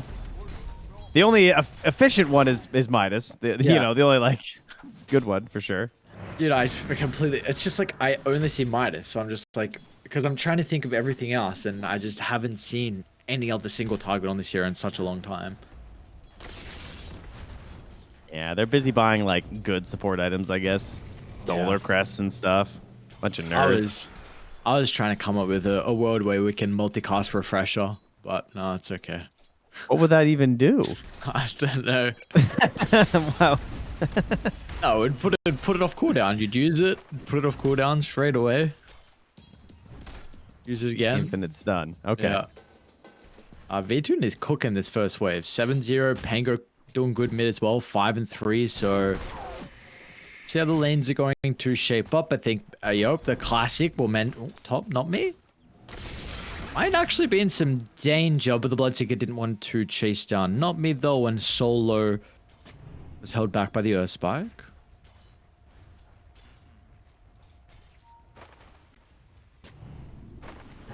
Solo?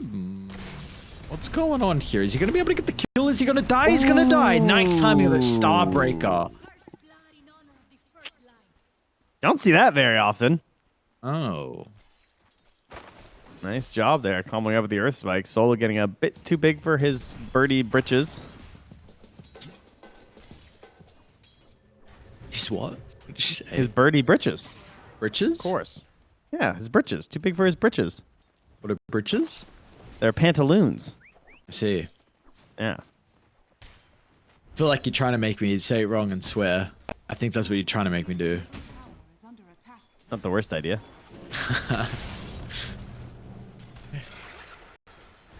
So bad?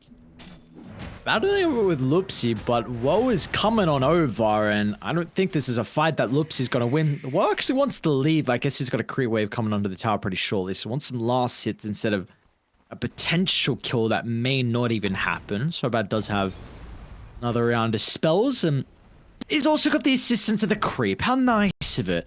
A ranged creep to continue to chase and continue to poke and prod and give that extra little bit of damage, and unfortunately, they're not going to get the kills, so much mana wasted and time as well, and Lupsi gets the deny. All right. Perfect. All that effort for naught. Thank you, Satyrs. Good work.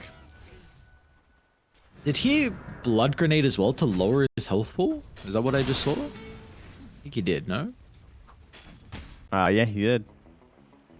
He's a genius. Very smart. Is that Blood grenade, so, you know. wait, so yeah, I was gonna say, is that worth it then? Because you waste gold. You have to buy TP too, eventually. Questions not gonna be answered just yet. Well, this matchup mid is going pretty much exactly the same as last time. Very Beautiful. even. Not much to write home about. We have seen a lot of early rotations from Earth Spirits, though, as they maybe like rotate over to check on a bounty rune or something. See if they can grab something for their bottle. Generally around level 5. How are the rotations for him, though? Not great. Typically, it would be like to the top lane or something, but I guess they could go on the line or something if he's whittled down by the Phoenix. That might be something. Yeah, maybe is an option. See, a lot of it is also going to depend on the position of the Kree wave. I'm just glad we get to see Bloodseeker game. I want to like now go into the game with the fresh mindset that this hero is actually pretty decent. Because last time we covered it, also that was a game where like Shad and Na'Vi were getting bodied, and then we were just like waiting for the Bloodseeker to finally show up and then actually do something. And when he did, we started to see like the comeback was a possibility difference. Shield crashed onto the tower, but okay. So, oh well, yeah, never mind. Keep going with that. Bottom lane at the same time, though. Loopsy might be dying, and we'll just barely get out. Solo gets the kill into Not Me, and some bonus damage on the difference. What they're doing now bottom, though, is just same thing as one move did last game. They're pushing out the wave, and they're just setting up for stacks. So they've got the Loopsy's been going over, stacking at both camps. The Boar or Beastmaster's going over, stacking the camp. I mean, Loopsy is there at 540 right now, ready to stack. They have one plan right now, and it is get a giant Beastmaster. He's got some PTSD, though. Loopsy, something must have happened to him, though, when he missed some of the stacks in another game. So he's making sure the perfect mark, but it means he's not mid to protect a raise from the Rolling Thunder usage from Difference. It was massive for them in the previous game, even though they weren't able to get the victory, and he is already off to a good start. He's beeline and top. They know what's going on with the Observer Ward inside the river. Yeah, a bit of a big maneuver without ulti. But Sopat will lurk mid anyway. And that's 3 points in the axes. A big camp here. So, like, there's so much farm to struggle with this Beastmaster. This is crazy. What? All right. Did you see that? I did not. What happened? He ran to the cliff. He popped the illusion rune. I don't know if it was in hopes that he got pushed up. I don't know also if Shield Crash was available and he just got silenced so he couldn't use it. But look, I don't know, but I'm just going to pretend he knew exactly what he's doing. That was crazy stuff. Oh, he used the illusion rune to pop on the high ground? That is definitely on purpose if he did it, 100%. Yeah, but I also don't know if he got silenced and was wanting to Shield Crash up. And then, like, that was his initial thought process. Just a genius. Yeah, well, the man is performing. He's looking very good. I will definitely not give this guy Pango. If you guys are other teams in Eastern Europe taking notes, it's not looking worth it so far. No, it is not. Lyce is back and farming this massive stack, level 6 already. Gives the lane over to Loopsy for a little bit. So nothing too crazy. Yeah. He's coming in. He's like, I know you got stacks. Juicy stacks. Oh, Nomi as well. Oh, hang on a second. Now, could we get...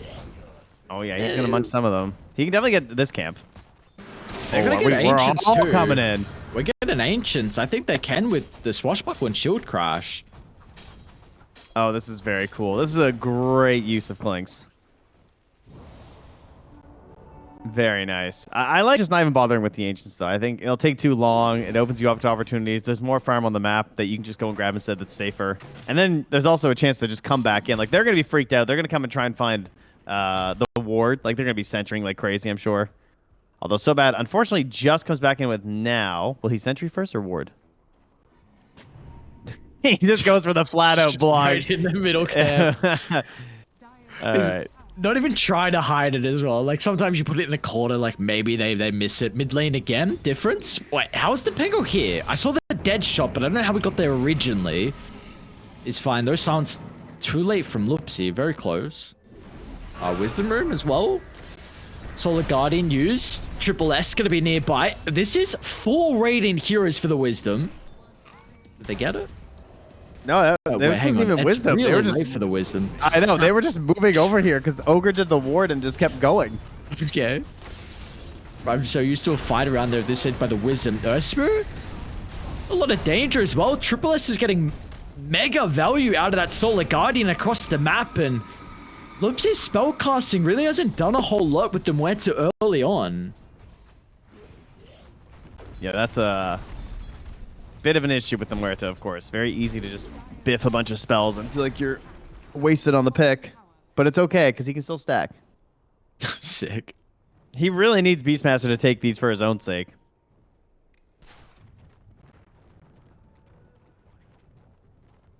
Dire's middle Tower Unfortunately, going there will down. not be a stack. No, there will not. The tower going down definitely makes it easier to invade. We do see Woe currently up top though, so is not in a position to maybe contest the stacks. They're using this Break of Dawn to get the exact positioning on V-Tune. And they close the distance though. Notme's going to start early. V-Tune's going to be able to move away. Now turns with the Rupture, but they cancel the TP unfortunately, so Rupture used, no kill. Dire's top tower is under attack. And Lys will just eventually take down his stack. I mean, considering how many neutrals he's farmed, he's not having the best game. Like, all these stacks, and he is 5th in net worth by a pretty significant margin. Yeah.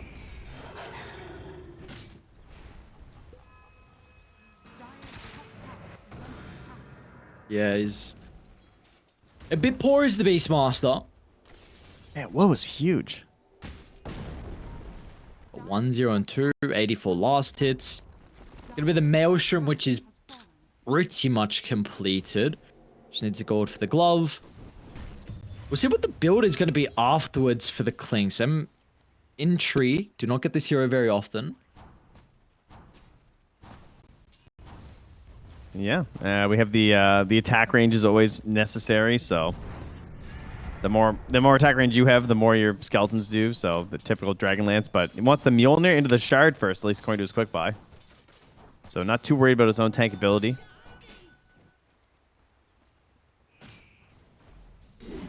And right now with Solar Guardian ready, they're just chilling with Dawnbreaker.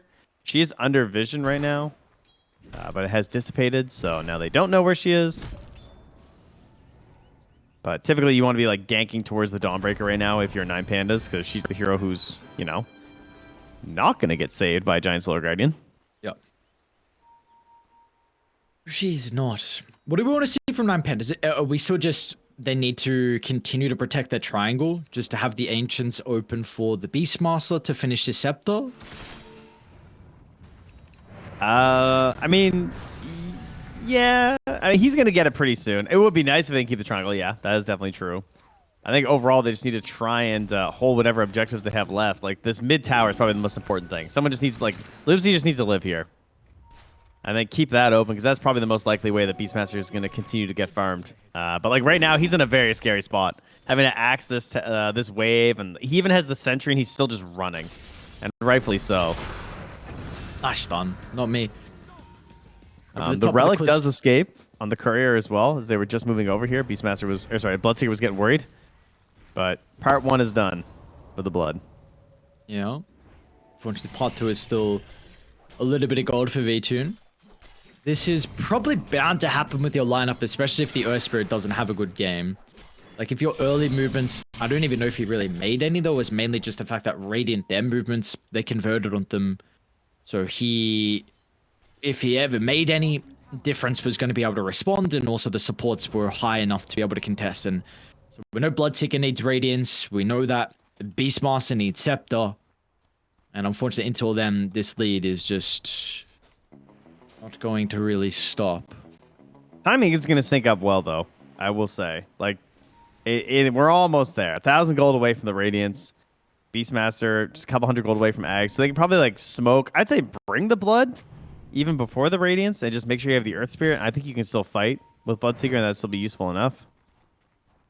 But they got to get something going, because sitting back and just waiting is just gonna grow this even more.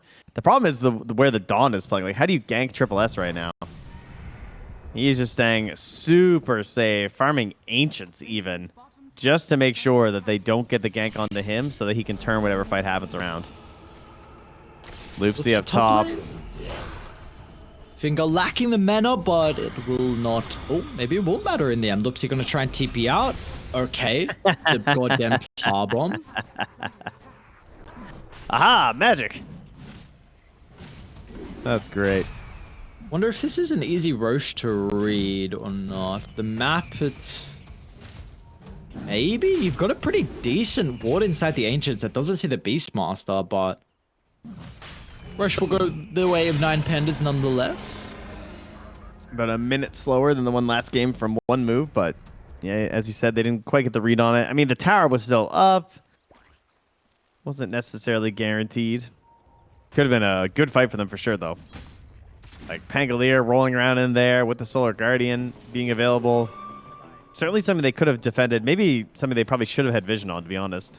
I think they smoked in anyway, though, so in theory, it might have just fooled them anyway. Loopsy trying to fix his aiming problems by going Atos, the classic Pudge maneuver. It's not a bad item on the white tour. Nah, it's good. You unnecessarily hating the player? Come on, man. Loopsy, I believe in you. Listen, I've been there, you know? Sometimes you just gotta hit your spells, so you gotta get the training wheels back on, you know?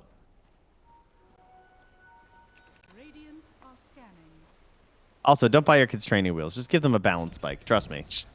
You got all you new parents out there. Don't do training wheels. They're trash. Okay. No, they're useless. Get your kids a balance bike so they know how to ride a bike before they even have pedals. Oh, my beast doesn't have detection. That's oh God, I love Dota because we've all been there. Did you smoke pop? My smoke pop. My smoke. Dust. All miss. He just runs away and keeps farming. Yeah, and then they look at the beast inventory and they see as an Iron Branch, and that's his. Not good for the heart. I remember when I first started playing Dota in 2013, and Ricky was in every single game, and I just did not understand how that hero could be a thing. He's just invisible the whole time? How's that fair? So yeah, the days of Ricky, PL... And sentries were like 200 gold for like a pair. You couldn't even buy them individually, I'm pretty sure. Yeah. Dust was 180 for 2 dust. This is top lane raise. I think he's gonna be okay. Solo may not be okay though. Does get the dive away. Difference thinking about using the Rolling Thunder. This is a little scary if they keep running into Dire's territory, but they will not. So still yet to see a bit of a fight. I mean, we really slow game 3. Of course, expected for the boys on 9 Pandas, but Radiant are not forcing the issue. Yeah, this is definitely good for 9 Pandas because they've gotten to the point now where they have the Radiance and they have Blink Ag's Beast. Oh, Woe's in a really good spot up on the high ground. Solar Guardian used defensively to keep the Ogre alive, and now we've got the fight. Difference, so unfortunately the fight for him is into the Rupture. He's able to make it over the high ground, but that puts himself as a primary target. Lice is ready as well. Raw holding down the Dawn, and 9 Pandas, they have farmed enough. Lion was trying to something. Despite Lion made a great play there. He got a Hex on the back line on Lice right when that was all kicking off. That helped Pango get back to the other side of the river, but still not able to defend things there. And I mean, it was a strong timing they were going to hit. They stopped going super aggressive onto that Radiant side of the map. Maybe hoping that they could do things like get Blink on the Lion, get Blink on the Pango, but by the time they were ready to make those moves, now they have the Blink on the Pango, it's just everything's there for 9 Pandas. And what do you think about So Bad there, bud? Maybe he's listening. He's ready. This Ogre is going to take him to victory. Oh, yeah, he's committing. The glove is purchased. Let's go. Let's go So Bad. That's crazy. I haven't got one of these in a while. I fully support this, by the way. I think this is a completely fine choice. It so quickly works and like gets you your investment back. I also agree. I think this is... Whoa, what are you up to, my friend? Yeah, no, I like the Ogre Midas first as well. So here we go. Coming down on the courier. Oh wow, And we're gonna he's keep Grove Bow, tabs. The clinks? Yes, he Yeah. does. I'm watching Ogre, Nice. sorry. Come on. Dude, Midas he's chat. got Grovebo, Oh. Mule here. That's a nice combo. Oh, did he not get the multi? No, he didn't. Oh, that's sad. And it's like what, 75% chance? That's Yeah. depressing. Man, bad luck. Big Now he L. wants to sell it. Oh, loopsie. Okay, quick. Pretty much instant pierce to veil.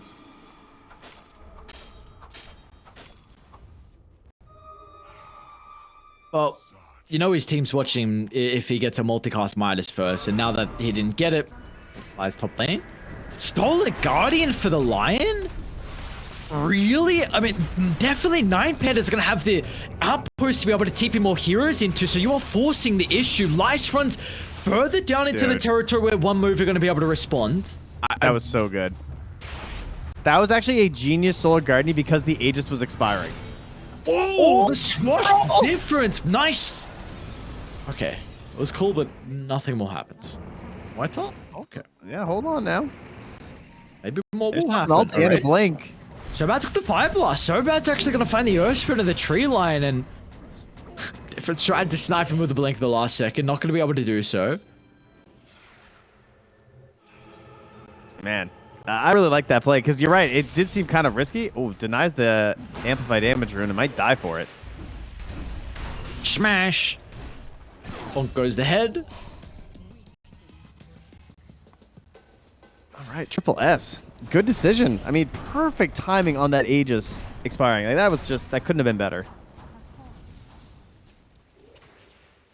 One good fight for 9 Pandas.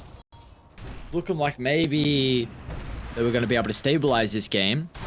It's up to, I think, a 5,000 net worth lead or something at one stage, and now it's so they brought it back down. It was much closer off the back of the fight mid lane, and now, well, that lead is back in the Radiant side, and they're even looking to aggressively invade. They will be too late to snipe the Wisdom, but maybe a fight to be had. Nice scan, though. How do you play this as 9 Pandas now, though?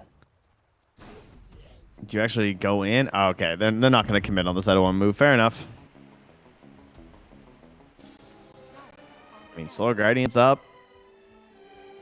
Still only level 16, though.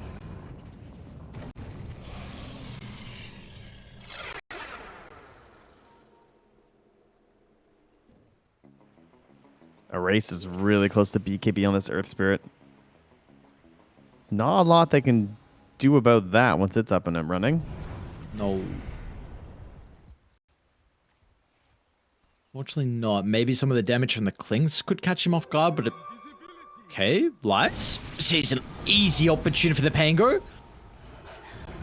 Speed Smart Hero has proven to be a bit of an issue so far in this series. They're going to get so back.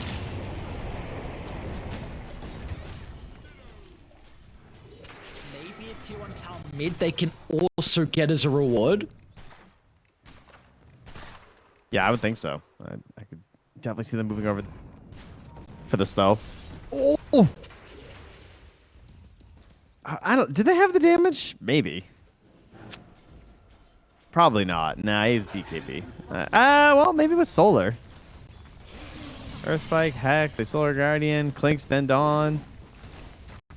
It would be pretty tight. And they don't know how close his allies are, so definitely not worth engaging as one move. We are getting double Midas, apparently. I was going to say, you saw Loopsy, eh? Okay. Yeah, let's go. So can't hit the spells, go for the ATOS for the training wheels, but if you still struggle, go for Midas to scale and just A-click the ground. Not bad. Perfect. I like the Midas Muertes as well. I feel this is actually... I've seen more Midas Muertes than I've seen Ogre Midases. Yeah, same, actually. I've been surprised that the Ogre Midas has kind of fallen off a little bit. But yeah, obviously Muerta still being very good at scaling, and it helps you get into the Maelstrom and the Gleipnir after, and then Silver Edge and Shadow Blade. And he didn't multicast again. That is a Really? tough one. Yeah. That is sad. Alright, maybe we can just get gold by kills. Because they're going to try that. Woe will lead. Once again, trying to go over to the far right side of the map. They might find Lice. Tower is under The pings do come out. They're starting to TP to try and protect him. Solo not going to use the Sun Ray. Expecting the burst was probably too much. Difference also gets a glimpse of the Muerto over by the secret shot. V2 will chuck out the Rupture, making Difference's life a little bit more hard, and he's actually gone. So the Rupture proving like a big issue now, and they're still going to try and force the team fight.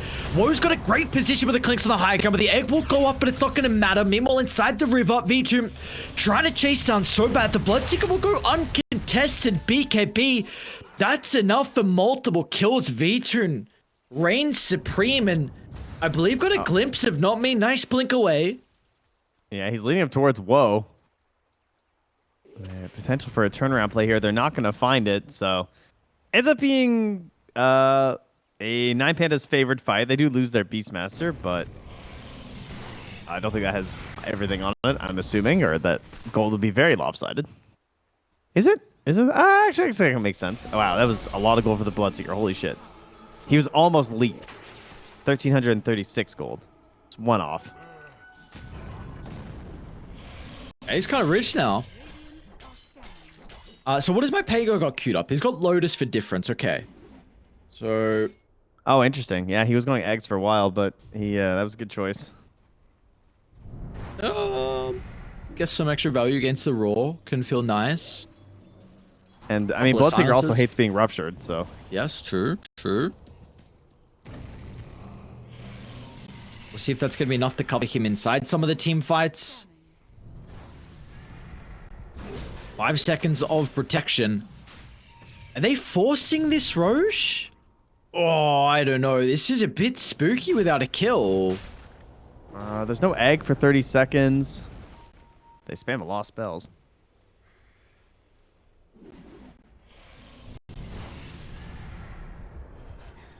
Dude, what is Not Me doing? They just send in so bad.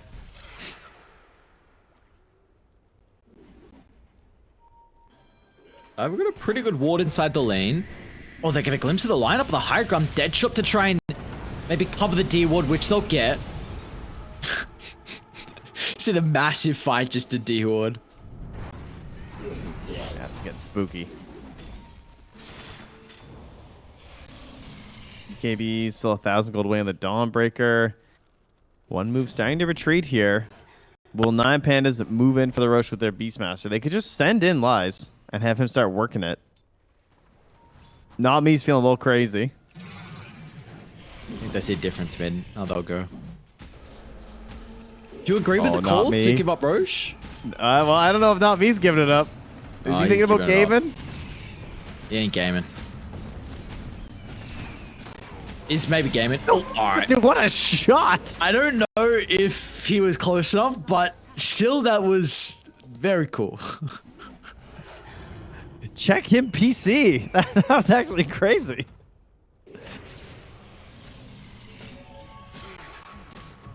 Not me was thinking about it. He wanted a game.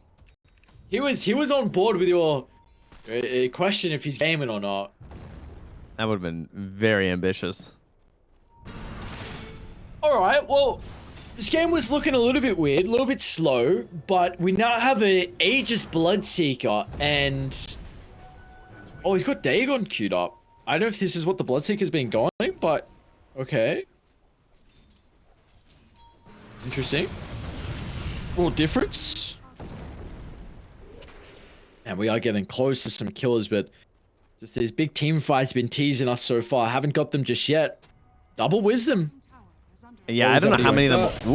Ooh, that's nice. Yeah, I don't know how many we're gonna get in these big. It does feel like it's gonna turn into like evisceration into chase down in a lot of these fights, and Yeah. then maybe there'll be a buyback turnaround. But I don't know if we'll get like we don't really have the epic team fight potential because there's no big AOE's other than just like a straight up difference rolling onto everybody. You know, we don't got our ravages. It's kind of just jump one target and see what happens.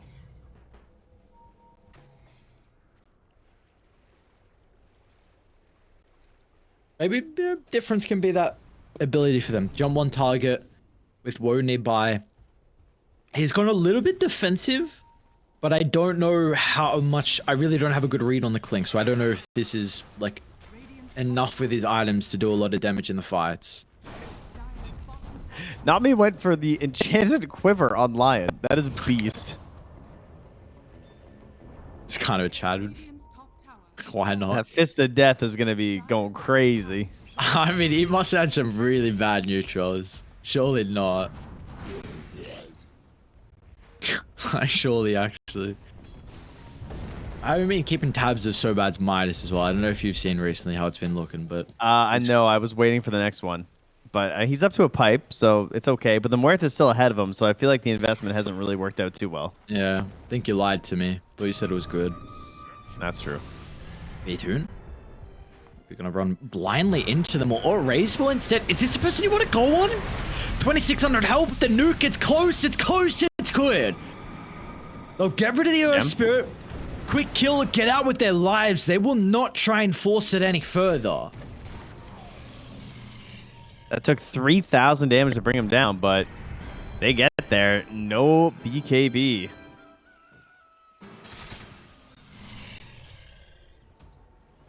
And then also no chase down, though, so we just kind of move on with our lives. Oh, triple Midas. We got it? Yeah. Let's go.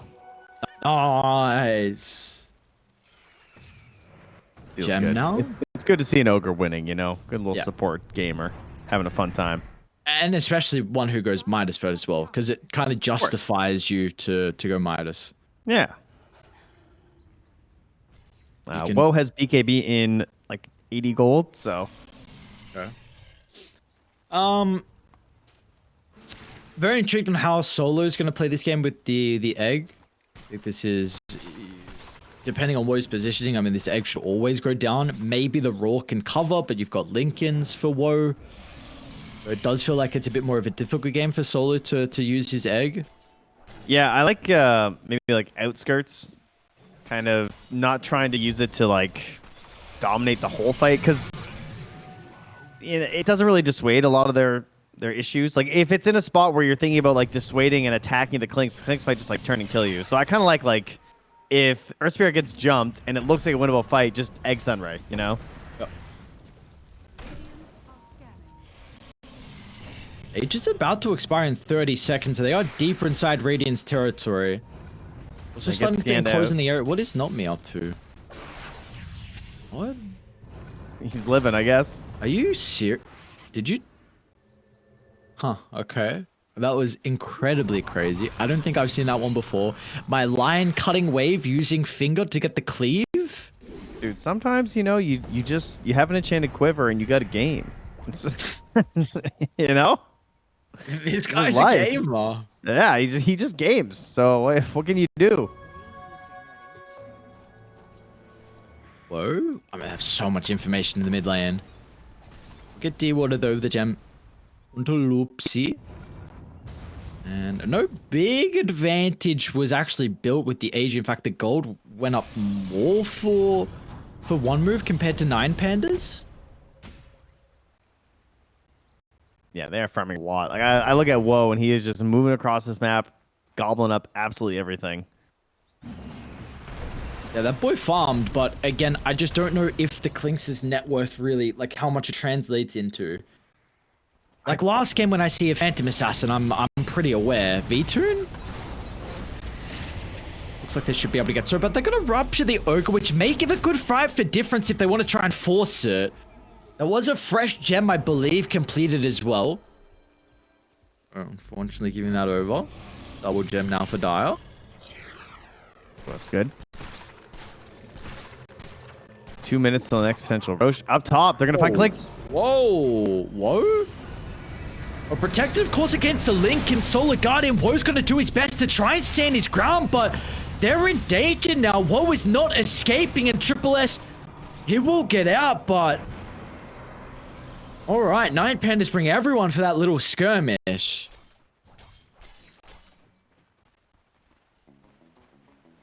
Happening pretty fast there if his teammates aren't around. We're so dependent on difference, and they're just finding these fights where difference is just not there. As soon as best to get like massive and farmed up, he has the Ags. He's going for the shard next, but They're not giving them any telegraphed fights right now. Making them really quick, like guerrilla warfare tactics at the moment.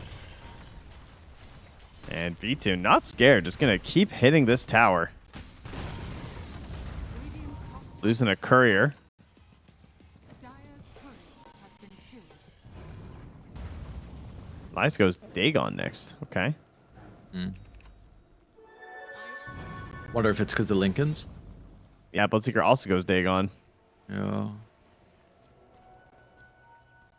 The Bloodseeker one I'm not sure about because of what the Dagon provides you, right? With the life steal. Yeah, you get the spell amp too if you're queued. The Blood Rage 45%. So it's pretty cool. Is this actually a thing though? Like, have you been seeing this on Bloodseekers? I have seen Dagon on Bloodseeker, yeah. Okay. I didn't know if he was cooking or not. If this is a thing. He's definitely getting up there. Yeah, that he is.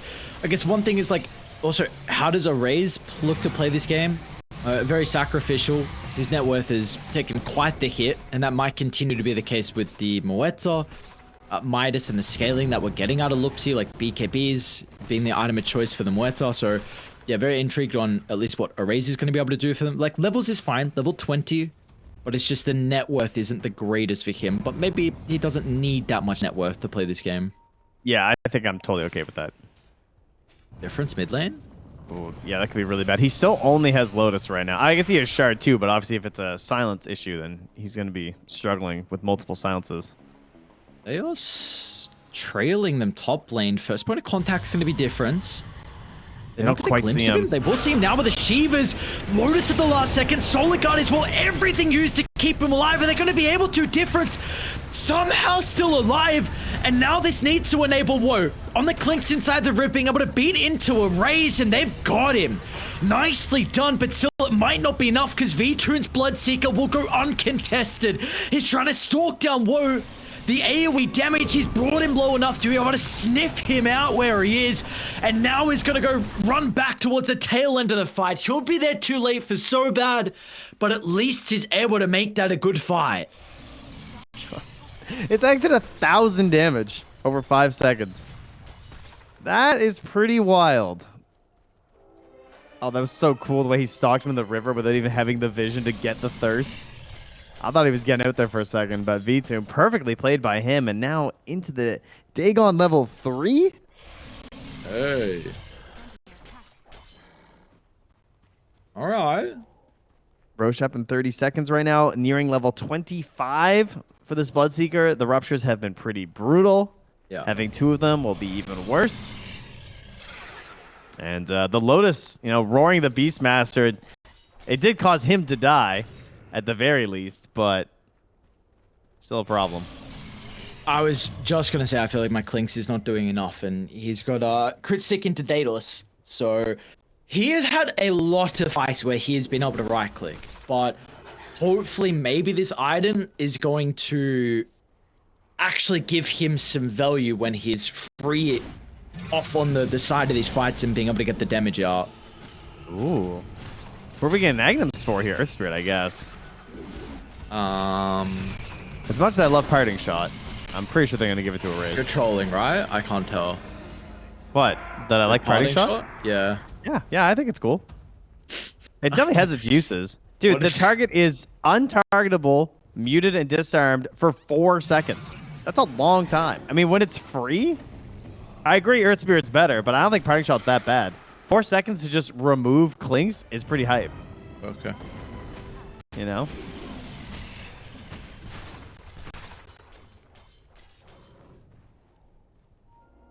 But it does free up Arrays, so we'll see. Now, because he did have Scepter queued up, so he's going to have Sanjin Yasha as the item of choice for him. And let's see what they want to do, though, with the advantage, of course. It's still a little bit difficult, like, died there. Tower Siege is quite lacking. Low bottom? Dagon into the Lincoln's pop. V-Toon's going to be here as well. Nice Hex. And Difference is in. The Pain go to rescue the Clinks. Rolling Thunder TP out. Unfortunately, Lion's not going to make it. Nice Rolling Thunder, though. Far out, man. That was a massive save.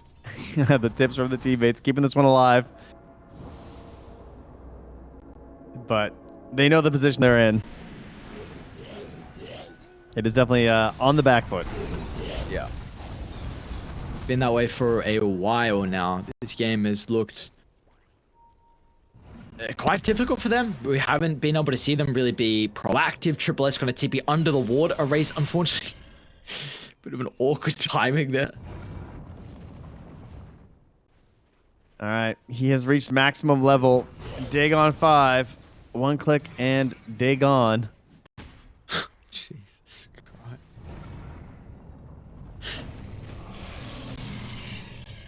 Dude, okay, what are these dead shots? Wow, these are insane. Is there a talent I don't know about where it just finds? Is there a homing dead shot? Like, wait, weren't you probably the flaming most him before? random dead shots. Another one hits. I swear you were flaming him before about going ATOS because they weren't hitting. And now you're saying that. Praising him. I don't know. Some wild ones. What is the... Okay. It's all right. You know, I got free eggs. I'm out. Scouting. Just scouting. Yep, nice mana. Very cool. All right, going high ground has been a bit of a problem in this series for everybody. The games have felt like they've been won more out by the river with random pickoffs than actual team fights in a base. And going high ground into this Radiant team, it has issues. It certainly provides difference, a much better opportunity to actually play as hero. Yeah. We will now TP back as well and Breacher on the squad on the defense. He's just running out of mana. Whoa! Yeah, that's damage. Oh, Triple S Spirit. wanting to try and deal with a banner. Meanwhile, Earthspirit gets a roll in. Lice finds a roll, but it's not good enough. No one else was nearby to follow up with that opportunity. V-turret's pretty low. Supernova in the middle. They're going to try to bring it down. It's a massive Starbreaker as well. A poor fight for Dire, and they forced it inside the base. And The Hex? now they're going to have to try and pay the price. Loopsy TP out. Lice as well. They will make it. Long TP doesn't matter in the end, but they forced the issue. What a grave one it was in the end, though. Radiant's middle tower is Oh man, we see this time and time again with these Aegis heroes trying to siege on high ground that the Aegis doesn't matter. They never get to use their BKB. Every time this happens. Like, they're just getting hexed immediately upon spawn or like Earth Spike, and they just don't match the BKB fast enough. Alright, well, I kind of curse. Well, I mean, I didn't curse them. I just said what was going to happen. Going high ground is bad. It is the problem. And who got the... Oh, it was Pango who got that giant streak, eh? And Sobad's got Scythe with Telescope as well. So this range is actually might catch him off guard. Oh, yes. Let me see it. Raise.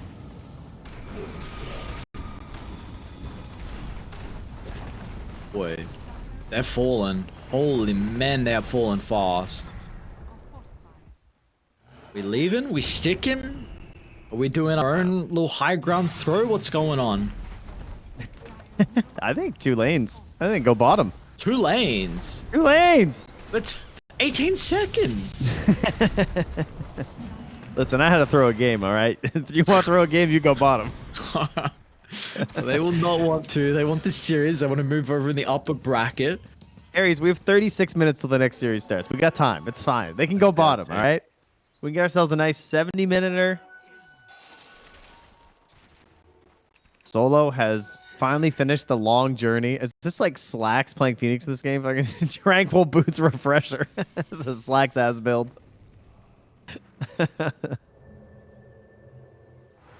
But it's value. Obviously, it gives you it's just so much freer to do exactly what we talked about before, where the eggs are kind of trash. It's hard to use this game, so you just egg Sunray.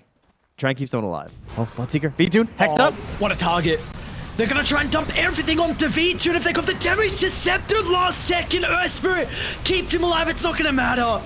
Roll in from difference. He was massive for them in game 2. And now this game as well. The Pango has given them the opportunity to walk it down and knock 9 Pandas into the lower bracket. High ground fights are not real in this series. Everything is decided out on the field. We don't go high ground. We battle out in the plains where all are equal. No kings here. No castles. Just the dirt. Just the jungle. And that's the GG. Used BKB for sale here. Rarely used by VTune. If you guys are looking. It's in very good condition.